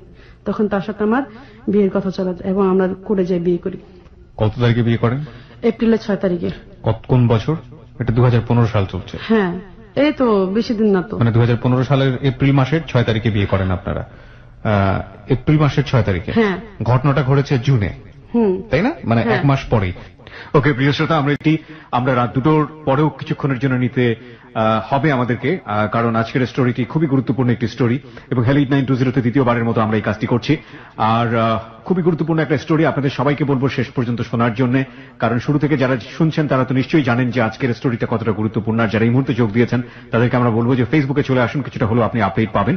Very very important story. আমরা কথা না বাড়িয়ে আবারও চলে যাচ্ছি হালিমার কাছে। হ্যাঁ হালিমা, যেখানটা আমরা ছিলাম, এপ্রিল মাসে আপনি যখন বিয়েটা করলেন, আপনি তো জানেন যে ওনার স্ত্রীর কাছ থেকে উনি কিভাবে প্রহৃত হন, কিভাবে মার খান। এই ঘটনা যদি ওনার স্ত্রী জানে সেক্ষেত্রে ওনার কি হতে পারে? একটা তো আজ করাই যাচ্ছিল, হ্যাঁ, তারপরও রাজি হওয়া, এবং সেক্ষেত্রে একটা অল্টারনেটিভ প্ল্যান থাকতে পারে। আমি স্বীকার করে নিচ্ছি দুজনেই আপনারা খুব ডিফিকাল্ট সিচুয়েশনে আছেন। আপনার জায়গা থেকে সাংসারিকভাবে আপনি হ্যাপি না এবং যথেষ্ট লজিক আছে এই ভদ্রলোকটিকে বিয়ে করার। একইভাবে ওনার জায়গা থেকেও সাংসারিকভাবে উনি সুখী না, ওনার জায়গা থেকেও যথেষ্ট লজিক আছে আপনার প্রতি দুর্বল হওয়ার। ঠিক আছে, কিন্তু সামাজিক বাস্তবতা তো আপনারা অস্বীকার করতে পারবেন না। তার একটা ছেলে মেয়ে আছে, বড় একটা ছেলে আছে, কয়েকটা ছেলে মেয়ে আছে, 2-3 জন বা, এবং তার স্ত্রী বিভিন্নভাবে তার উপর টর্চার করেন। আপনি বলছিলেন ছেলেও নাকি গায়ে হাত তোলেন। সে মেরুদণ্ড সোজা করে দাঁড়ানোর মতো অবস্থায় তার পরিবারের মধ্যে নাই। এই অবস্থায় যদি আপনি তাকে বিয়ে করেন এবং সেটা যদি সামাজিকভাবে জানাজানি হয়, তার জন্য, তার জীবনের জন্য একটা বড় হুমকি হতে পারে। সেই মুহূর্তে আপনাদের কোনো অল্টারনেটিভ কোনো প্ল্যান ছিল? হ্যাঁ, প্ল্যান ছিল যে ও আমার যখন শুনতে পায়, আমি ওর কথাটা আমি জানতে পাই প্রথমে, আগে আমি তো বলি না বা আমি ওর অ্যাকসেপ্ট করি না। ওর বাড়িতে আমাকে একদিন নেয়, ওর চাঁদপুর ওর বাড়ি, বাপ মার কাছে। তো ওর বাবার একদিন আমার বাড়িতে আনে, ঘুরার মধ্যে বাইনা নিয়ে যায়, ওর 2 বোনের সাথে দেখা হয়, ওর ভাইয়ের বউর সাথে দেখা হয়। এর মধ্যে জাফরের বিয়ে করতে আমি রাজি হয়ে দেখে ও বিষে না কিনে রাখে ঘরে, ড্যারিং একটা বিষ। তো ওর ভাইয়ের বউ যে একদিন আসে আমার বাসায়, আমি বলি ভাবি বিষটা না আপনি সরালেন, ওর খাড়ে নিচে আছে দেখেন। ও আমার বলে যদি আমি না বাঁচতে পারি ওদের জ্বালায় আমি আত্মহত্যা করুন, এটা ওর ফ্যামিলির জ্বালায়। তো এইটা আমি আবার ভাবিরে বললাম, ভাবি আবার ওই বিষটা সরাই ফেলায়। আচ্ছা, তো এইখানে একটা ঘটনা রয়ে গেছে। তা আমার ভিতরে আতঙ্ক যে আমি যদি ওর জীবনে না যাই জানি ও আত্মহত্যা করবে। না সেটা ঠিক আছে, ওটা ওই বেশি না আমার প্রশ্নটাই। প্রশ্নটা হচ্ছে যে আপনারা তো নিজে টিকতে হবে বিয়ে করার পর। হ্যাঁ আমি বলি এটা বলতেছি। কোনো অল্টারনেটিভ আমাকে জাস্ট অ্যান্সার করেন, কোনো অল্টারনেটিভ প্ল্যান ছিল কিনা? লাইক এখান থেকে আপনারা ভেগে অন্য কোথাও চলে যাবেন বা অন্য কোথাও গিয়ে স্থান করবেন? ওর সংসার যখন জানবে যে আপনি, হ্যাঁ এই কথাটা আসতেছে সামনে, সামনে আসবে কথাটা। তো আমি ওর বাড়িতে, আমি আমার কথা হলো আগে ওর বাপ মার অনুমতি নিতে হবে আমার, কারণ যেহেতু ও অনেক নির্যাতন অবস্থা স্যার, এই বউও অনেকবার তালাক দিচ্ছে, ওই বউটার চোখে দেখছি পরকীয়া প্রেম এবং অন্যজনের সাথে অবৈধ সম্পর্ক, এবং তার প্রতি কোনো ফিলিংস নেই, এবং 9 লাখ টাকা তাতে নিচ্ছে, এবং ঘরে ডাকাতি করাইছে। সে ডাকাতি করে শেষের নগর না, সে আত্মসমর্পণ করছে ওই মহিলা। অনেক গল্প আছে যেগুলো আমি অনেক কিছু বলতে পারতেছি না, সময় নেই। তো এখন ওই মহিলা ওর বাড়িতে গেলাম, বাড়িতে গেলার পর ওর বাবা মা আমার দিকে সন্তুষ্ট, খুশি। ওর বাবা মার কাছে কান্না করে জানো কি বলে, আমার ডাকার পর তুমি মা রাজি হয়ে যাও, আমার তোমার এতদিনের অবস্থা তোমার যেভাবে যেভাবে বলে বাবা মা বিশ্বাস করে। ও বলে যে আমার ছেলেটা জীবনে সুখী না। ওর মা আমার দূরে চিৎকার করে কান্দে, আমার ছেলে জীবনে সুখ দেখিনি আমি, মা তুমি রাজি হও, তোমার সবকিছু আলাদা করে দেবো। তা আমি না খালি অজরে চোখের পানি ফেলালাম যে এমন জীবনে সে কেন আইলো, আমার 3টা বাচ্চা আছে, আমি তো এদেরকে কান্দিতে পারবো না। আর আমার বাচ্চারা অনেক আশায় রয়েছে, বাচ্চা বাবা নিয়ে মার্কেটে যাবো, বাবা নিয়ে খাবার খাইবো, বাবা নিয়ে এতদিন পর বাবা আসবে, এটা আশা। এইটার ভাইবা না আমার চোখ দিয়ে অজরে পানি পড়ে। যাই হোক, মা আমার নিচে পিছিয়ে বলে কি মা তুমি রাজি হয়ে যাও বিয়েটায়, আমার ছেলে তোমার অনেক সুখী করবো, তুমি আমার ছেলের দিকে তাকাও। আমি কিছুই বলি না। তখন তো আমি লতিফকে ডিভোর্স দিয়ে দিছি, তখন আমি রাজি হই ওর বাপ মার কথায়, এবং ওদের ভালোবাসায় আমি পাগল হয়ে যাই যে এই ভালোবাসায় তো আমি জীবনে চাইছিলাম, যেটা আমি জীবনে পাইনি। রাজি হলেন, বিয়ে করলেন, আপনি যেটা বলছিলেন এপ্রিল মাসে বিয়ে করলেন 2015 সালে। হ্যাঁ ওই যে আমার প্রথম কাবিন যেটা, জি সব আমি দেখেছি, সব চেক করেছি, সব আমার কাছে আছে। প্রিয় শ্রোতা, ডকুমেন্টস গুলো ফেসবুকে দেয়া আছে, আপনারা চাইলে দেখার জন্য চলে আসতে পারেন। আমাদের ফেসবুকের ঠিকানা www.facebook.com/hello8920, স্পেলিংটা হচ্ছে HELLO8920, পেজটি হচ্ছে RJ কিবরিয়া নামে। আপনারা যারা ঘটনা একেবারে শুরু থেকেই শুনছেন তারা কিছুটা হলেও আজ করতে পারছেন যে ঘটনার রেজাল্টটা আসলে কেন ওদিকে গিয়েছে বা কি দাঁড়িয়েছে। আমরা আগাচ্ছি আরো সামনের দিকে। হ্যাঁ বলুন।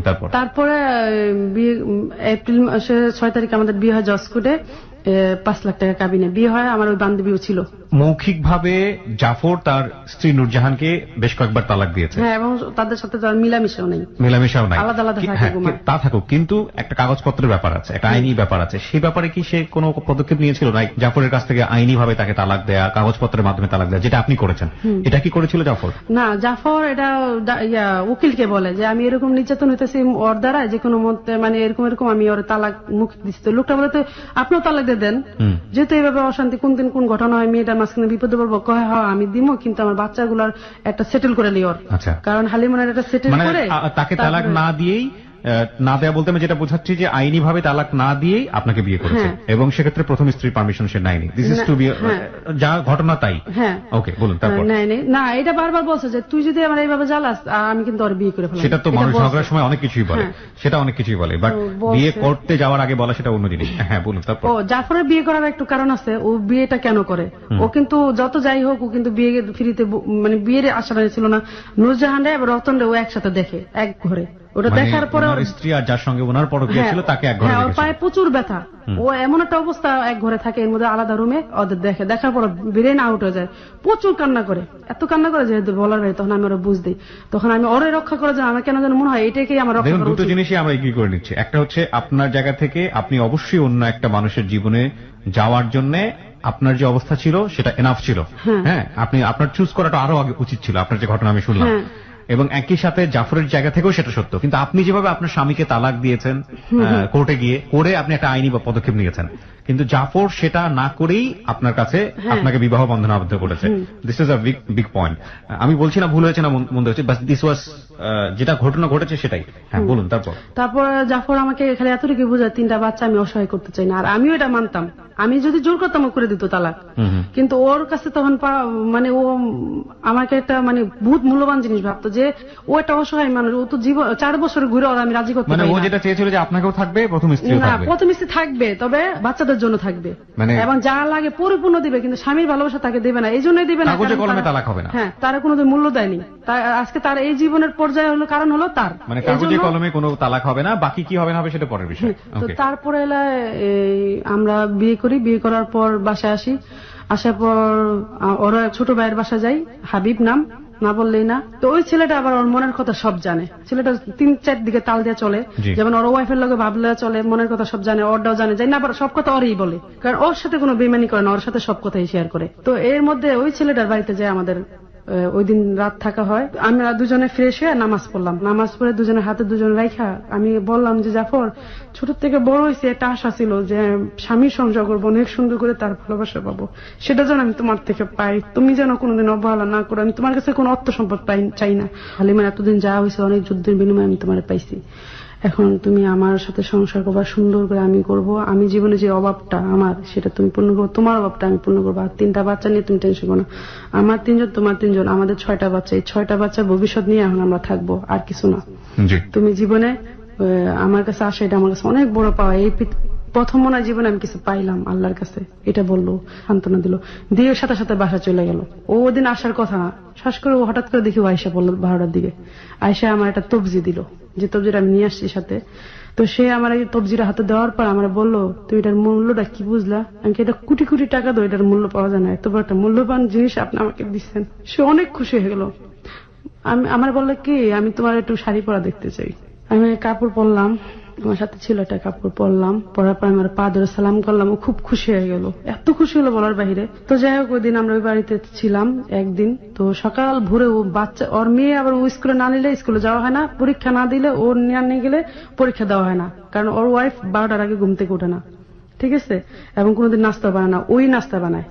তো ওর একটা টেনশন, ও ভোরে ওটা চলে যায়, ও যায় নাস্তা বানায় বাচ্চারা স্কুলে দিয়ে, ওই স্কুলে দেওয়ার পথে আবার আমার কাছে আসে। তখন আমি মনে মনে যখন চলে যায় তখন ভাবি, মনে হয় অনেক কিছু বুক করতে হবে আমার জীবনে, এটাই আমার দিকে আসা, তো এটাই আমার গ্রহণ করতে হবে, ওটা আমি কোনো ই না, ওর কষ্ট মানে আমার কষ্ট, ভালোবাসা পাইলে ওখানে কষ্টটা কোনো কিছু না। এদিক দিয়া আমার মেয়ের কথাটা শুনে ফেলায়, মানে আপনি তাকে বিয়ে করেছেন এটা জেনে ফেলে? জেনে ফেলায়, আমি বলে দিছি ডাইরেক্ট, বলার পরে আমার মেয়ে কান্নাকাটি প্রচুর। আর আমার ব্রেনটা যেন কেমন কাজ করে, কি আমার মেয়ের আমি এটা কি করে হয়, আমার মেয়েটা কষ্ট পেলো, এটা তো আমি ভাবিনি আগে, এরকম ওর দিকে তো ভাবিনি, কিন্তু ওরে একটা কান্না একদিন আমাকে দুর্বল করে, যে মা প্রতিদিন 10 টাকা নিয়ে যাই, সবাই মুরগির রোস্ট কিনে খায়, ইংলিশ মিডিয়ামের স্কুলের ছাত্রী আমি, 10 টাকা করে কি পাওয়া যায় মা, এ কেন কান্না করে। ওই কান্নাটাতে না আমি ভাবলাম আমার মেয়ের জন্য আমি সব পারবো। তো ওই কথাটা আমি ভাবি, মা তোমার জীবনটা তো সুন্দর করতে চাই আমি চাই না তোমার বাবার দিয়ে তোমাদের জীবনটা নষ্ট হোক, আমি চাই তোমার জীবনটা, আমি তোমাদের 3 জনের জীবনটা তো সুন্দর হইবা, আমার জীবন যাওয়া হইব। মা গো তুমি তো আগুনের ঘর বাইছে নিলা, এই আন্টি তো ভালো না। তো মেয়ের অনেক কষ্ট হয়ে গেল, মেয়েটা খুবই কান্না করলো, অনেক আমিও কান্না করলাম। ওই সময় আমি প্রচুর মেন্টালি অবস্থা আছি। লতিফ কথাটা জানলো, লতিফ সাথে সাথে 8 বছরে সে আসতে পারে না, কিন্তু তখন সে অসুস্থ হয়ে গেল, কি যেন একটা খাইছে, মানে তখন সে বিলিভ করেছে হ্যাঁ যে কি হারাইলাম। তখন সে বলল, আমি তো ঘুমান্ত ঘরে ছিলাম হালিমন, তোমার ভিতরে এই জিনিসটা কাজ করে তুমি এতদিন কেন বললো না আমারে? আমি বললাম যে আপনি তো জীবন ভরে আমার পা দিয়ে ঠেললেন, আমার মনের মূল্যটা বুঝলেন না, আপনার টাকাটা তো প্রয়োজন, টাকাটা নিয়ে আপনি থাকেন, আপনার জীবন সাথে যদি পারেন তারা সুখী রেখেন। এই কথা আমি তারা বললাম। সে বললো তুমি স্যার আমার জীবন সাথে কি হইতে পারে না। সে সাথে সাথে ওইখানে অসুস্থ হয়ে যায়, হাসপাতালে থাকে। হাসপাতাল থাকার কারণে তাকে আবার ওই কি সিস্টেম যেন করে, তাড়াতাড়ি সে ভিসাটা পাওয়া যায়, ভিসা পায় না, মানে আর কত টাকা লস দিয়ে যেন সে বাংলাদেশে আসে। বাংলাদেশে আসে কিভাবে জানো, মানে আমাদের এপ্রিলের 6 তারিখে বিয়ে হয়, 12 তারিখের মধ্যে সে আইসা পড়ে। আসার পর তো এখন আমি এটা ঝামেলায় পড়ে গেছি, ওর তালাক দিছি, মানতে রাজি না। এখন তো জাফরের ফ্যামিলিতে সে সুখী না, জাফর আমার জন্য পাগল, এখন তো ও পাগল, আমি এটা মানে যন্ত্রণায় পড়ে গেছি। জাফর আর ও দুজনে পায়ে হাতে ধরে, ও বলে ভাইরে আমার বউ, আমার 3টা বাচ্চা আছে, তুমি মাফ করে দে আমার বউ। এখান থেকে আবার জাফরা বলে, না রে ভাই আমি ওরা সারা বাঁচুম না, তুমি এতদিন কেন আসো নাই, তোমার এত ডাকছি, আমিও ভাবছি তুমি বিয়ে করছো, ও ভাবছে তুমি যদি ওর প্রতি একটু মায়া মমতা দেখাই দাও তাহলে আমরা জীবন এতটা এই কাজটা করতাম না, তুমি কেন হলে না ভাই, আমি পারলাম না হালিমন্ডে দিতে। এই দুজনের মধ্যে একটা বিয়ে চলতে থাকলো। জাফরের ওয়াইফ নূরজাহান বলল যে হালিমন্ডে যদি ডিভোর্স না দাও আমি ওরা গুন্ডাদা মেরে ফেলাম, আপনাকে গুন্ডাদে মেরে ফেলবো। তো জাফর আবার এই জিনিসটা খুব ভয় পেত, কারণ ও খুব ড্যারিং একটা মহিলা, ও জানে আমার উপর টর্চারিং কর, জীবন ভর করছস, অরণ্যও করছস, ওর এলাকার মধ্যে যেন ও না চলতে পারে এইভাবে করছস, এখন যদি তুই ওর মারস তাই ওর বাচ্চাটিকে দেখবো, কয় না আমি ওরে মেরে ফেলাম, ওরে ডিভোর্স দিবা তুমি আজকের মধ্যে। আর প্রচুর পরিমাণ ওরে শরবত খাওয়াইতো, যেটা কুফুরের চালান দিয়া, মানে ওরা কাব্য করে ফেলতেছে দিক দিয়ে। ও অসুস্থ, ওই যে ছবিটা তো দেখা যায় প্রচুর অসুস্থ হয়ে যায় ও। ওই যে ওটা কিন্তু আমাদের, ও যখন একবারে মরার অবস্থা তখন ওই ছবিটা তো ওরে ওই যে গুরুস্থানে যায় মরা 40 দিনের লাশ উঠাইয়া ওইখানে তাবিজ দিয়া ওই 40 দিনের লাশটা উঠাবে, কন্ট্যাক্ট করছে, তারপর তার বুকের ভিতরে তাবিজটা দিবে, তারা আবার কবর দিবে, এমন একটা কন্ট্যাক্ট করে ওর ওয়াইফ। এটা আবার জানা যায় হাবিবে, মানে তাবিজ কবজ করে ওকে যে কোনো ভাবে হোক দুর্বল করবে।